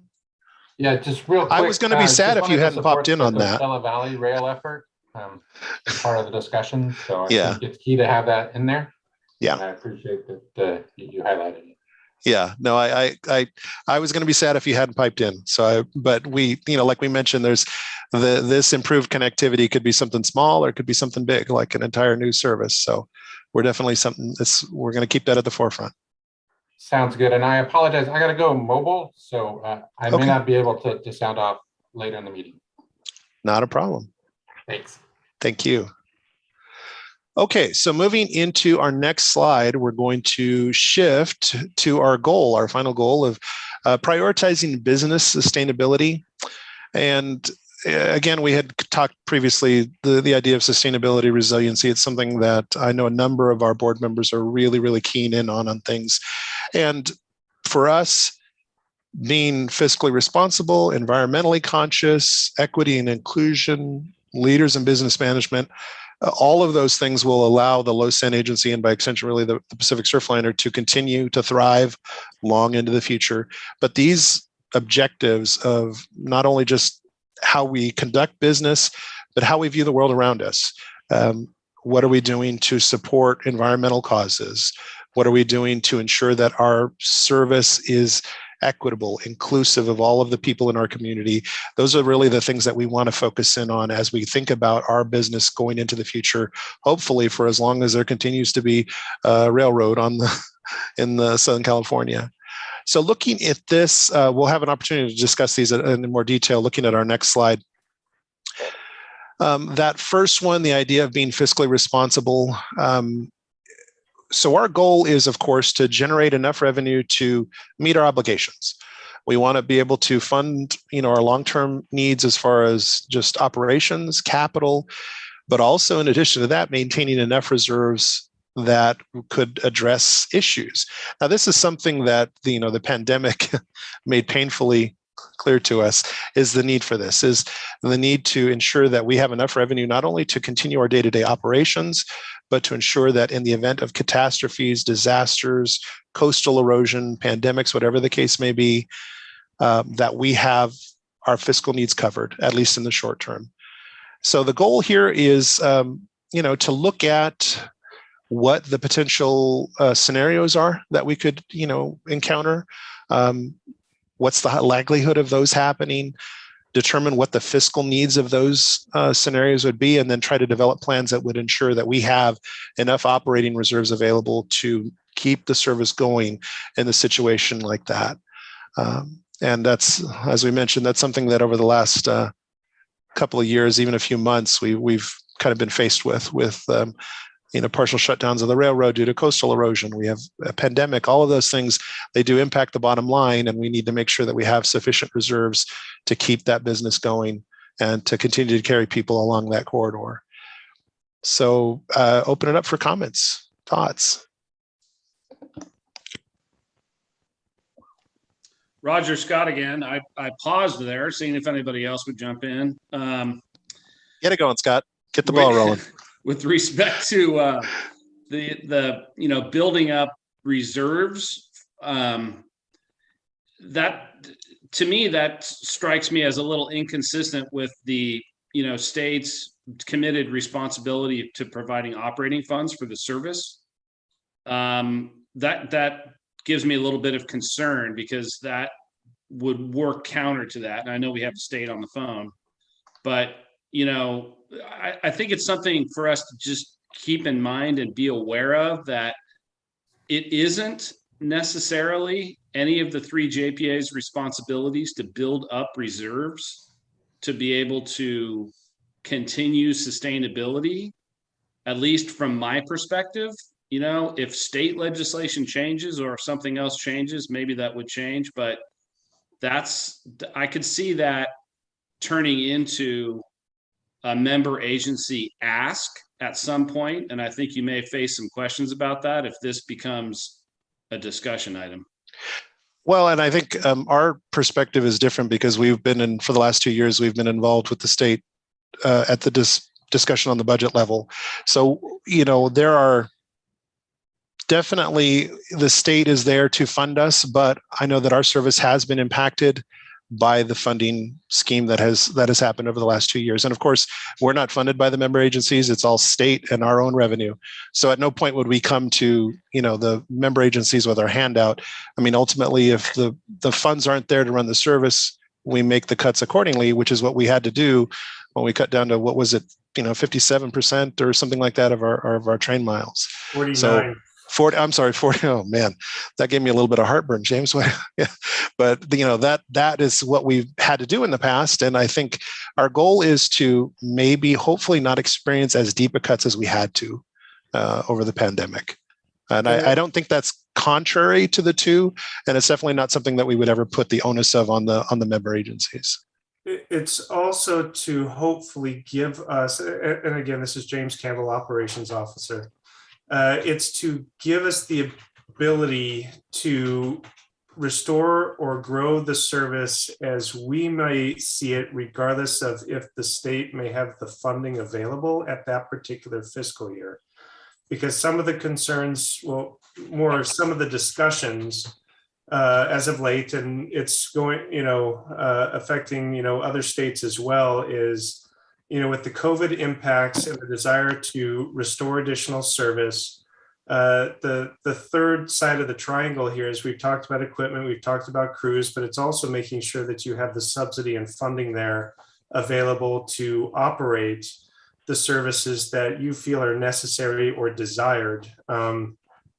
And so it's being able to have that flexibility as well. And I think that's more of how this is going, is to be able to operate the service we as a region feel is appropriate, even if the state on that any given fiscal year may or may not have that funding to wholly fund the service that we're wanting for whatever reason. So it's giving us that flexibility without being hand tied on an annual basis. Excellent. Thank you, James. Did you have a comment, Alan?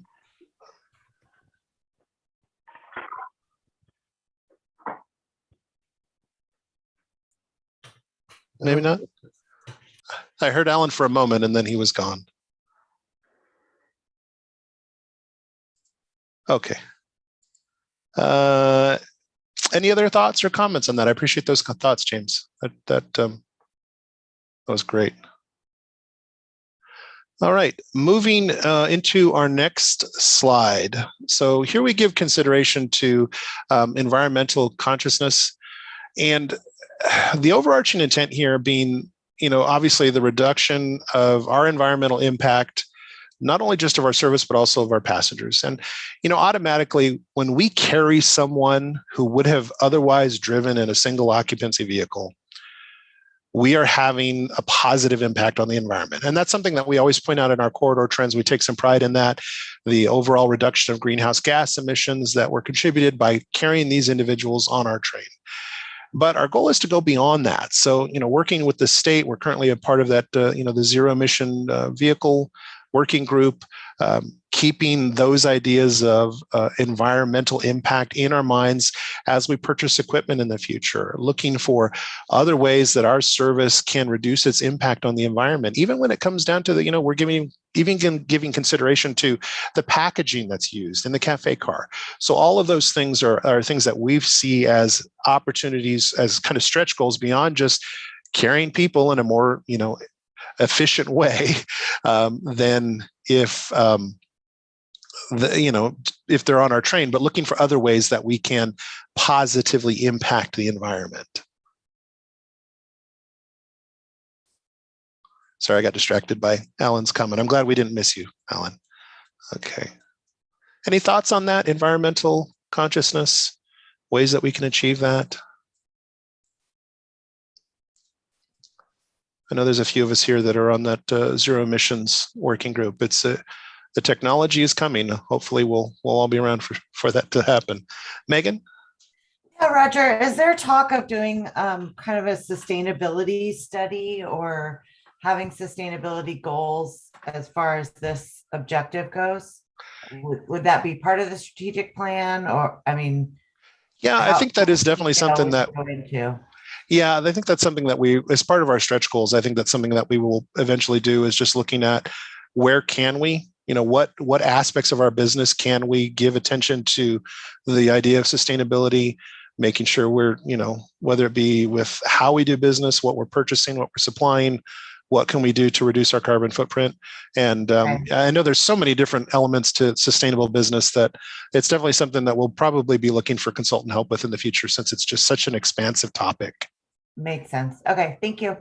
And keeping in mind that we also need to, ensure that we align with the state's overall goals and objectives.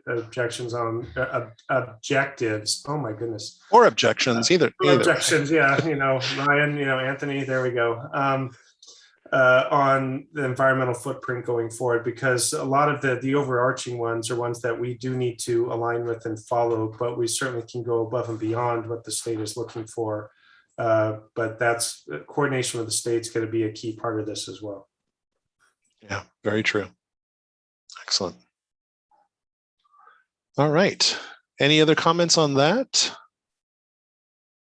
Let's move into our next one then with regard to business sustainability and then the idea of supporting equity and inclusion. And this is something we touched on a little bit. The intent here is to ensure that all have an equal opportunity to be both able and comfortable taking our service. So working with the state currently on the ridership personas, it's given us a lot of material to work with regard to identifying maybe underserved or whatever barriers may exist to certain elements of our communities. And the information that they've provided as part of that, it has like 70 different characterizations of those who live within the station catchments. It's financial, language, family makeup, education, how they get their media. It's very expansive. So working with that, we hope to identify areas that we can better serve potentially marginalized groups. Within the agency, we're hoping to have specific staff assigned to kind of champion these different groups, working at plans to better serve certain communities, and that's definitely something that we want to look at really in Roger, all aspects. Really quick, John and Michelle, thank you. Oh, I'm sorry, I didn't even notice. Yeah. Please continue, Roger. Okay. All right. So that was that. But I think that was all I was going to say was that we're really looking to ensure that everybody can and feels comfortable taking our service. And I know that was kind of something we had talked about previously, Danny. But yeah, any comments or discussion? That was all I really had to say. I'm glad that's part of one of our goals here. That's good. Yeah, and that was something that we felt passionate about. We wanted to make sure that was an objective, ensuring that we have an equitable and inclusive service. All right. Well, seeing no other hands or comments, moving into the next one, being leaders in business management.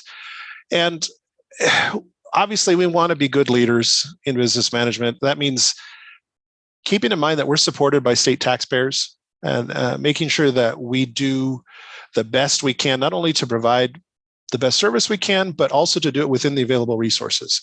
And that kind of goes back to the idea of the operating reserves and things of that nature.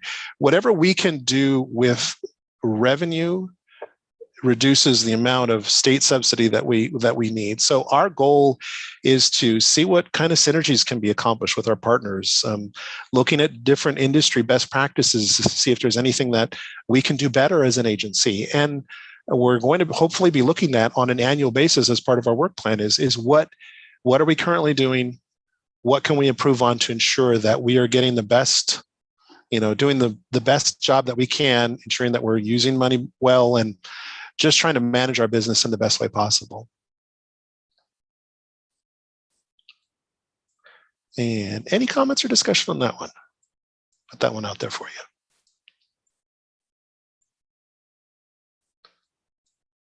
Oh man, I either tired you guys out or we're doing a good job moving through. So looking at our next slide, this one is really just a summary. We've moved through the discussion. This just gives us an opportunity to see our goals and objectives in a summary format with regard to maximizing our customer focus, optimizing our operations, and making sure that our business continues to be sustainable. And it was just it's nice to look back, see them, and then this is something that you can share, something that we hope to share as soon as we get the final approval of the board. But this is what we hope to do in the near future. Hey, Roger, this is Scott. I wonder if you could go back to the beginning and have a couple questions on some of the bigger, vision stuff. Mm-hmm. We can go back to, what was that, slide number 4, I think, of the PowerPoint. I don't know what that slide was of the overall one. I think maybe this is a question for James, is what is it that's going to be in front of the board on Tuesday? Because I know we're not going to get into this level, but what level are we going to get into? Well, actually, this is the level of. That's a question for Roger. Yeah. So the board, especially a couple of the directors specifically, they wanted essentially this level of detail discussed. So the hope is, I'm going to incorporate some of the comments that you've made with regard to my presentation, but this is the discussion that we're going to have with the board. They're doing it after, I think it's after any special sessions. It's the last item on the agenda. So we're going to take as much time as they want to take with it discussing, but this was their request. Okay, that's interesting to know, because typically, I think we all know elected officials are visionary and they don't get into things like, hey, on this micro stuff. And that was my intent. I would have done this back, I think, in November. For them, I had a much higher level summary prepared. I think it was 10 slides. And at the previous one, we just provided an update. They wanted a full workshop. They wanted to be involved in the discussions. And so I had to switch gears and kind of revise how I was going to go about it. So yeah, I think I remember that. And I thought that was more vision oriented, not necessarily down in the weeds, but regardless of that. Somebody specifically asked, because they were talking about the work plan and the individual tasks. And so I said, okay, well, and they even asked for this PowerPoint in advance so that they could have some extra time to review it before the meeting. So the vision here, is this the top level? Yeah, the vision is kind of our mission is the overall, just the statement. But when it comes to actual things that we can implement, our next slide on the vision, we're on that one. That is kind of the top level. Look, can you go, because the mission's above this, right? Yes. So let's look at that. So because I had some reactions to some of these slides when I looked at them, and I know we're kind of running out of time here, but when I first saw this, I don't know why we have to restrict ourselves to being California's premier transportation experience. I think we should be a world-class experience. You want to know what's funny, Scott? We had world-class as the original statement, but I guess we didn't want to have too big of a head. Like we were, okay, there's some amazing transportation experiences out there. And we had originally said to be, a world-class transportation experience to some of the most desirable destinations. And we felt kind of the need to focus it more in on California, because there are some, if you get on a Belmont train or something like that, talk about a world-class experience. So we were trying to focus it on our region, what we serve, and even we had even kind of gone back and forth on to the state's most desirable destinations, because technically you can connect to other states. You can get on long distance, you can do that. But what we were trying to focus in is our mission on our corridor, to be the best that we can in the state of California to some of the most amazing destinations in the state. And so we had gone back and forth, and honestly, we went through, I don't know how many different iterations of this over the last 6-8 months, that we finally kind of nestled in on, let's focus on California. Let's focus on our corridor and what we can directly influence. Okay, well, just take the feedback that SBCAG thinks that's really limiting, because no one really aspires to be the best in the state. You want to be the best in the nation, at least, right? So I don't think there's anything wrong with having that as a goal. I think I also thought, and this is obviously open for any kind of feedback or discussion, but when the term most desirable destinations just seemed like it was missing something there, because we have all kinds of destinations throughout the corridor that frankly aren't as desirable as others. And that's just a statement of fact. But this focuses on desirable destinations, not all destinations. So just something to keep in mind. You may hear this next week. Yeah, and I don't know. I think how when it gets into wordsmithing, there's a lot of ways to describe it, and that statement went through so many different iterations as well. And we are focusing in on who is our core. There are people taking elective travel to leisure activities. And so we're hopefully where people are going someplace that they want to go. It's a desirable destination. We're focusing in on, there's a lot of places that are amazing along our corridor that people want to go to. And that was what we were trying to focus in on, is these are places people are taking elective travel to, places that they want to go. And, we're trying to get them there in an awesome way. But So yeah, can you go to I'm the sure next there'll slide? be. Oh, hold on. Danny, did you have a comment on this slide before we go to the next one? I think it's more on the next one. Okay, so we go to the vision one then. So Danny, if you don't mind me just jumping in here, again, sort of reactions to this on the bullet points. I would personally switch it to say providing a world-class customer experience and achieving high quality or even higher operations. And then I like the sustainability part, is that meant to be financial sustainability? I wasn't quite sure, because sustainability in today's world really pertains to environmental sustainability, and I wasn't sure what specifically that meant.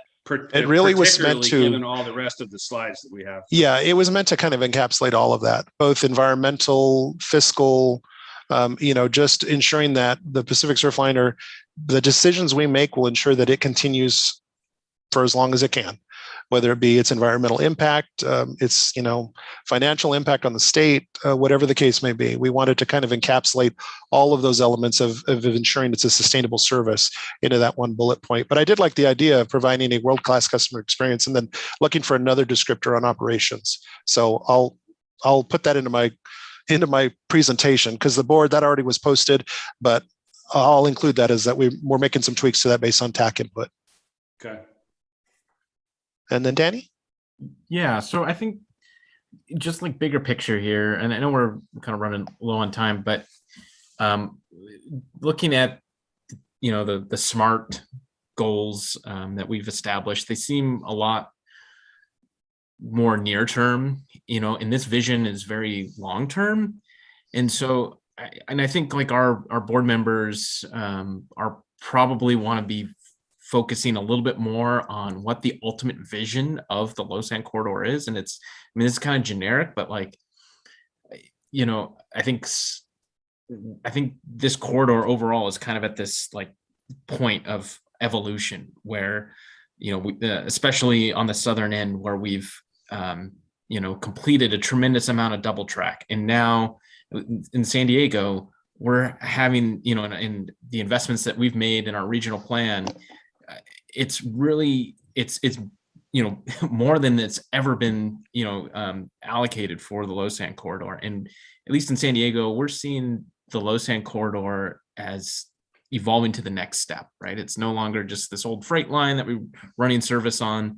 This is a world-class transportation asset, and it's going to be faster. It's going to be, much more frequent service, and serve a lot more places. And so it can be really used by more people than what currently use it today. I mean, it'd just be a real game changer, right? It's going to be the first choice of transportation. It's like, well, I can drive down the 5 and it's going to take me, 45 minutes, or I can hop on the Losan corridor and it only takes me 30 minutes to go between Oceanside and downtown, with these different speed improvements. So I feel like when we get to the board, I think we kind of want to hit on some of this bigger vision on what they think. I mean, in the past and on this past strategic plan, it was very near-term thinking too. We only, in all of our long-range plans, they only go to 2030, right?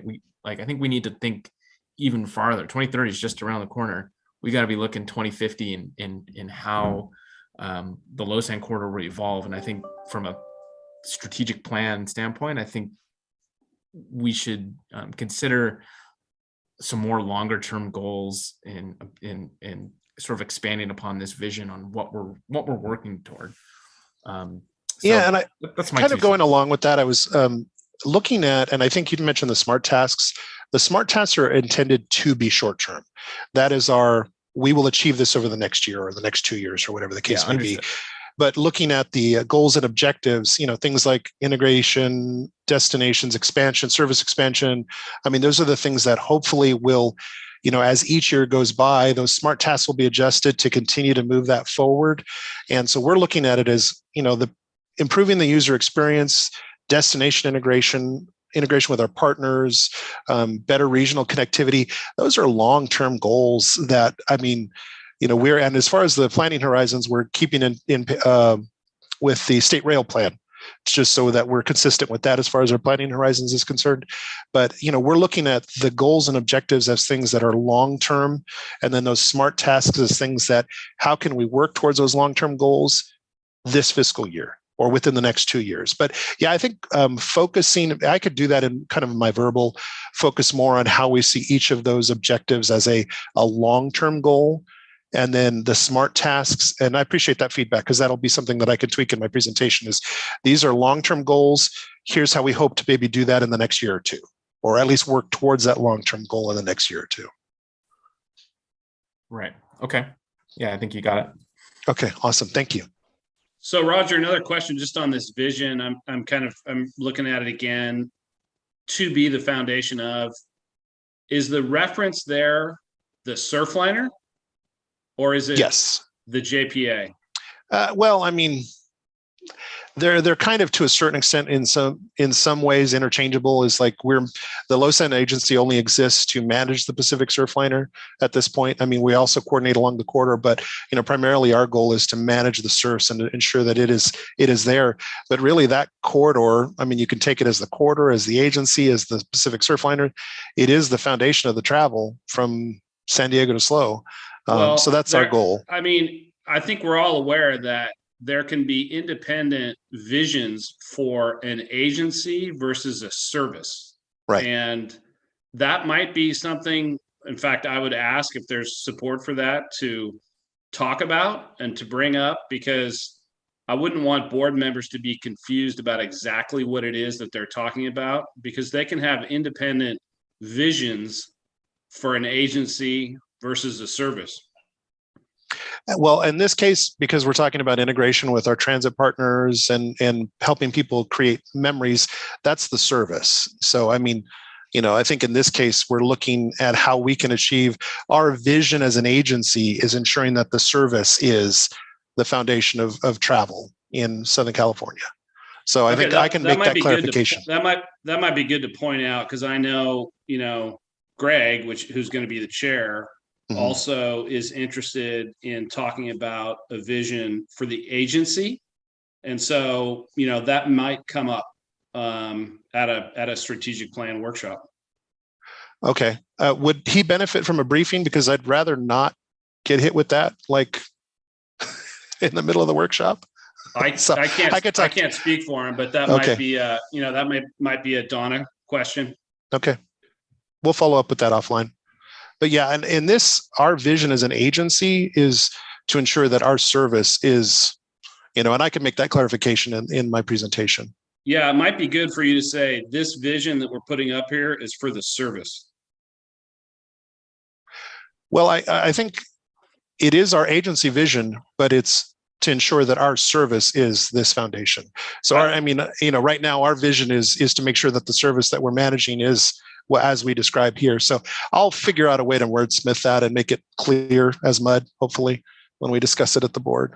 Yeah, I think you could say this is an agency vision for the service. Yeah, perfect. Thank you. I'm making note of that.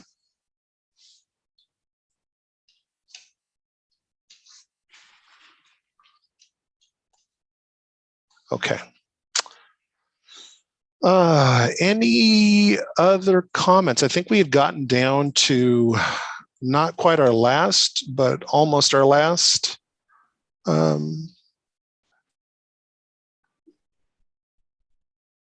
that's a lot of slides. Yeah, so moving into the final slide, it's just the timeline for our strategic plan. The next slide, John. So, of course, we have our discussion here. We'll hopefully have a very similar discussion with the board on January 18th. Our goal is to sometime in March, we'll start cycling draft documents, draft chapters from similar to what we do with the business plan. We'll start cycling the chapters for review. And then the goal would be to bring kind of a preliminary draft to the TAC and board in April, and then a final draft to the TAC and board in May. And then July, we would make, our work plan, kind of that one-page summary, something that people can refer to, and start implementing that for our 2022-2023 fiscal year. So that is the end of my presentation. I appreciate everybody's patience in going through all of that. There was a lot to discuss, but I'm happy if there's any other questions or any other clarifications that are needed to discuss those now. Thank you, Roger. Is there any remaining questions or comments from the TAC members? Hearing none. Michelle, do we have any requests from the public to comment on the strategic plan presentation? Comment in real time, select raise hand to speak. If you are calling by phone, press *9 to raise your hand.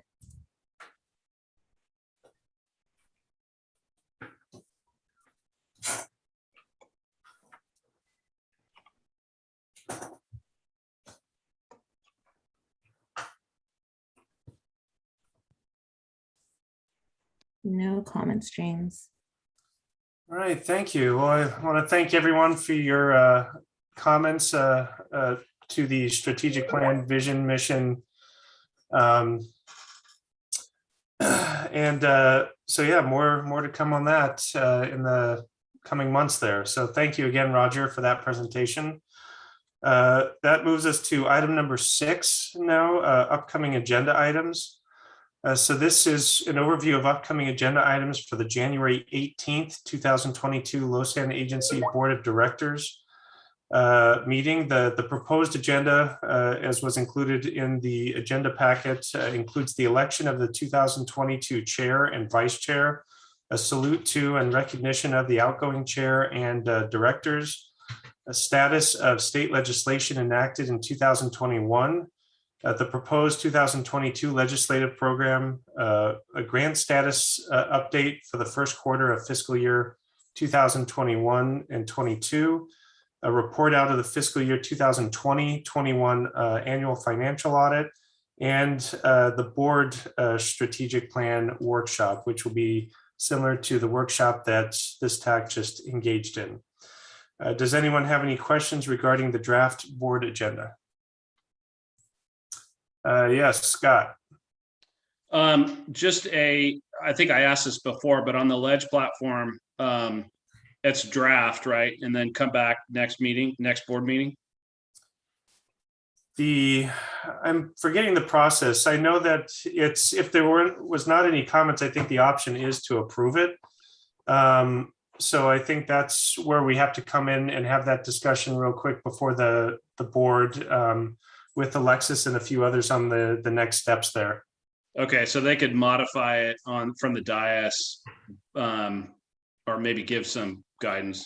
Yeah, that they can make a recommendation for approval, assuming certain changes, I believe. Okay. And hey, James, just stepping in here real quick. That's actually what we did. I think it was last year, or the year before. This is Roger Lopez, Losan. They made adjustments from the dais, and those were incorporated in. And I think the last time we did it had to do with some a statement on resiliency and sustainability, I think was one of the things Director Edson had requested added. So it's definitely something that they can and have done. Thank you, Roger. Are there any other further comments or questions from the TAC on this item? Hearing none. Michelle, do we have any requests from the public on this item? To comment in real time, select raise hand to speak. If you are calling by phone, press *9 to raise your hand.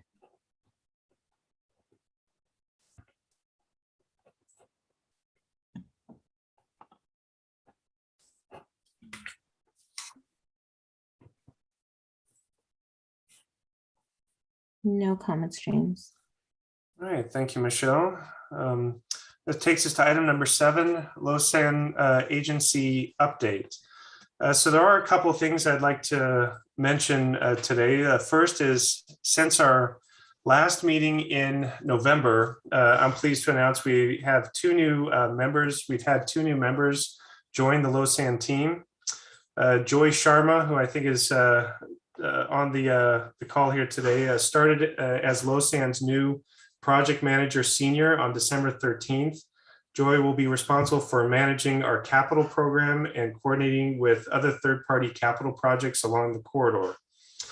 Joy is a licensed California professional engineer and comes to Losan with about 19 years of experience, much of which is in the public sector, which included working for Caltrain as a senior project manager in the San Francisco Bay Area. Joy, I don't know if there's anything else you'd like to add to the TAC there. Thank you, James. Can you hear me? I can. So I'm excited to join the agency and looking forward to working with everyone. Very excited to be a part of the Losan team. Thank you. Next, we also have Marcus Garcia, who was hired as our new business unit analyst senior and started, my notes here, started with Losan on December 20th. Marcus comes to us from OCTA, where he began in 2019 as a coach operator. He was promoted to administrative specialist with the capital programs division, which is where he's actually been the last couple years. Marcus will be providing data analysis and project development support to Losan. And I believe he can actually, oh, now he can. So welcome, Marcus. And is there anything you'd like to add to the TAC here?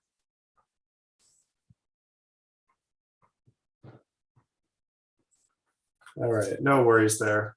I know it's sometimes difficult in the technology, with the technology out there right now.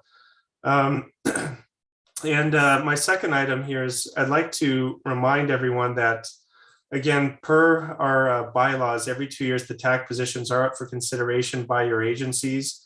A letter was sent to your respective CEOs or executive directors back in November, and to date, we've received responses from about half of you. So please go back and check with your agencies. And if you're unsure if your agency actually received a letter, please reach out to me following this meeting and we can follow up on that.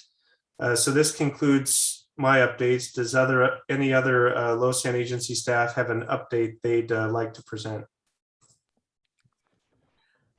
Hi, James. This is Donna DiMartino, Managing Director, and I just wanted to say thank you to everyone. I know this was a long meeting and we did get into the weeds a bit, but I appreciate every comment from all of you.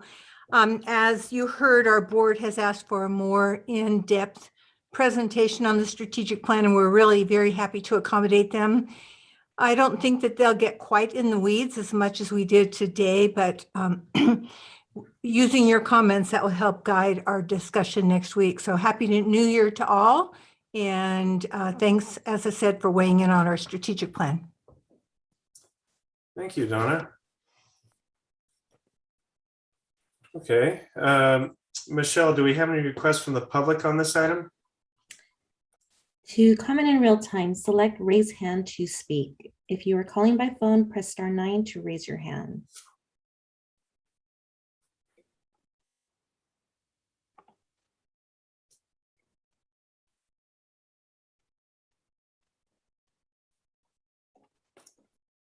No comments, James.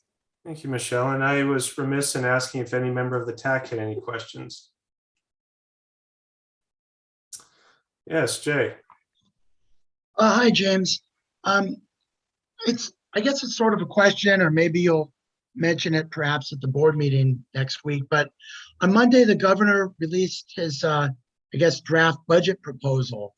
And I think there was a lot of goodies in there, perhaps for public transportation, or city rail, and in particular, maybe like zero emission vehicles, for example.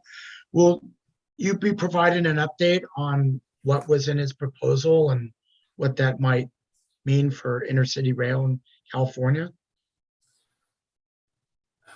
It will not be a separate item, but, and I don't want to speak for you, Donna, but I'm assuming normally your managing director update will include usually those types of items, but it can be, I think, something that could be briefly updated to the board. It sounds like there was a lot of surplus money that he's planning to use on various things. And, we never really quite heard what was coming down the pipe for transportation. So, I mean, I don't know if it has to be at the board meeting or even on this call or what have you, but it'd be great if there was some analysis of what was, proposed, at least for intercity rail. There will most certainly will be an analysis because it is not agendized. We're not able to get into a discussion with it right now. So I will leave it with, we have had discussions with the state, ongoing discussions with the state on the impact and benefits of the surplus for the state supported services there. So more to come once there's some clarity in the future. Thank you. Yep. All right, any further comments or questions? All right, moving on to item, what was it? Item number 8. Boy, my notes were off. I forgot to list the item number. Technical Advisory Committee member report. So this time we'll start from the north and we'll start in San Luis Obispo. So does SLOCOG have any update for the TAC? Hi, James. I have no report to present. All right, thank you. SPCAG. Yeah, hi, James. Only thing to report here is just a real early note that SPCAG, Caltrans have as a medium-term project the replacement of the Cabrillo Rail Bridge in Santa Barbara, and we're interested in working when that project happens, which is 2 to 3 years out.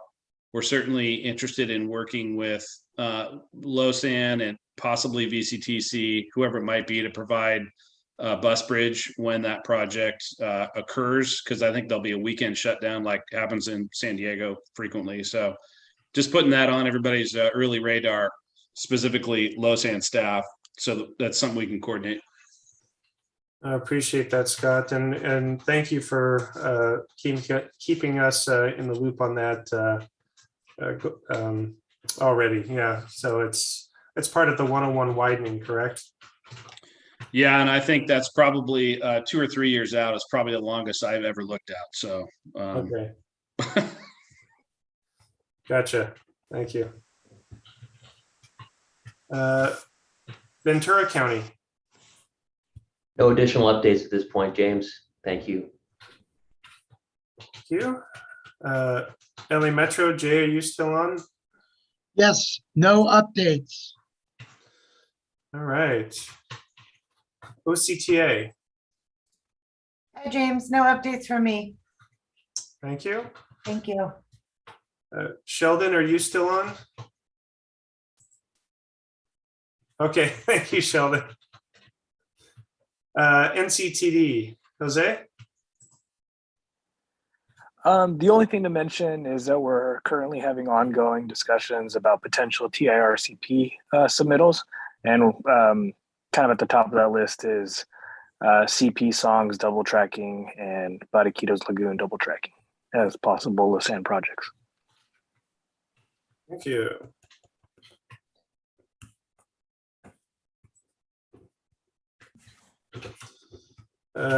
Danny, Sandag. Yeah, just real quick, the Sandag's regional plan, 2021 regional plan was adopted last month in December, and it has an unprecedented level of investment in the Losan corridor, over $7 billion the region's committed in that regional plan. And that includes both Del Mar Tunnel by 2035 and for the first time in the constrained plan, the Miramar Tunnel by 2050. So just everyone else, if you're working on regional plans, 7 billion is the number to beat. All right, guys. So just it's a challenge. Thank you. MTS, Brent, are you still on? Or Julia? No, they were on for a time. All right, they may have had to drop off. All right, moving on. Did Skag join us? Do we have a update there?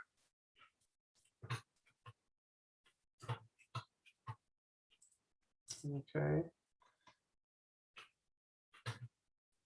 Do we have Metrolink?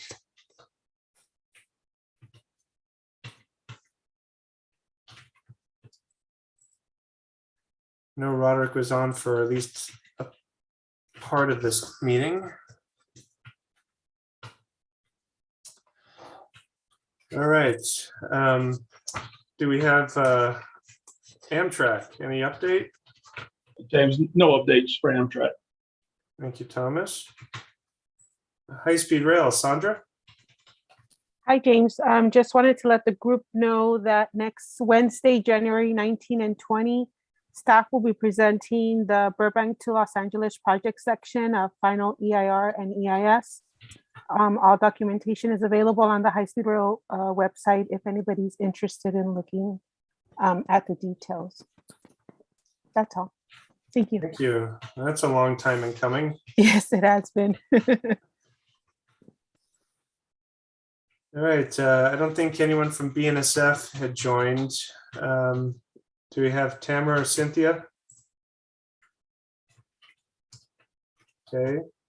Union Pacific, Peggy or Vic? I might just mention that we are working to resume the capacity, the CTC work, and we have a rail replacement project that will start in February. And we actually look forward to a visit here in early February, coming out to look at the coaster and the Del Mar Bluffs. So I hope to do some learning and talking to various folks then. Great, thank you. And Caltrans, Ryan or Anthony? Hi, everyone. This is Anthony Cerna. Just a real quick update on the rail plan. We're still going through our internal kind of review process, briefing CalSTA and CARB on it, but we're hoping to have a public draft at the end of January or early February, and I'll hand it over to Ryan. Thanks, Anthony. Yeah, I just have a quick update as well for everybody regarding a new Caltrans-led SoCal Mega Regional Rail Working Group. I've heard from California High-Speed Rail, several agencies in Southern California, including many on the Losan TAC, that there's a need for standing up a SoCal Mega Regional Rail Working Group, similar to the one Caltrans leads up in Northern California. So I just want to let everybody know that we heard you, and we'll be standing up this working group hopefully this spring.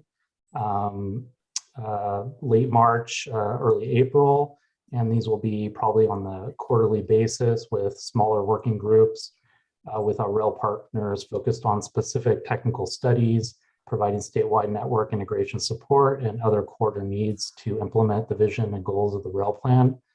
Some of the examples I know some of you talked about earlier includes the initial service, Coachella Valley, also service support for Sandag's RTP that we've coordinated with. So we look forward to working with all our partners as we continue to support service growth in Southern California.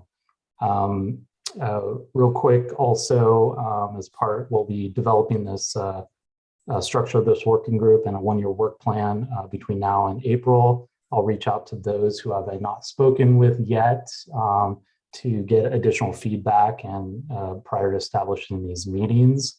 Also, feel free to reach out to me if you have any thoughts or ideas on how these could be beneficial to your agencies or any support or outcomes and needs that are needed. Let's see, anything else? I think the only other thing I'll mention, just kind of, if I have time real quick, is that we really hope that these meetings will act as a forum for coordinating service integration and project development activities, including project prioritization and consensus building. Hopefully this will include proactively aligning and scaling service as a statewide network comes online. So these are just some of the ideas and thoughts behind this. And I'll just leave it at that for the sake of time, but if anybody has any questions, otherwise this will be, will be coming. All right, thank you, Ryan. Michelle, do we have any requests from the public on this item and anything that has been presented? To comment in real time, select raise hand to speak. If you are calling by phone, press *9 to raise your hand.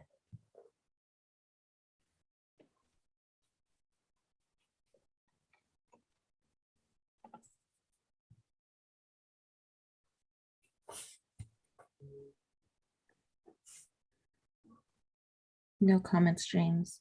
All right, thank you. Well, that takes us to our last item, which is adjournment.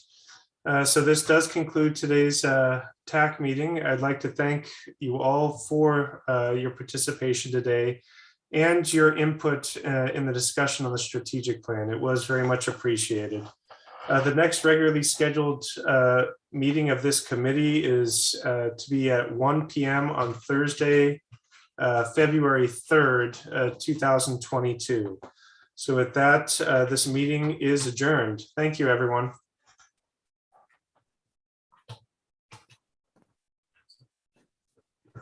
Thank you.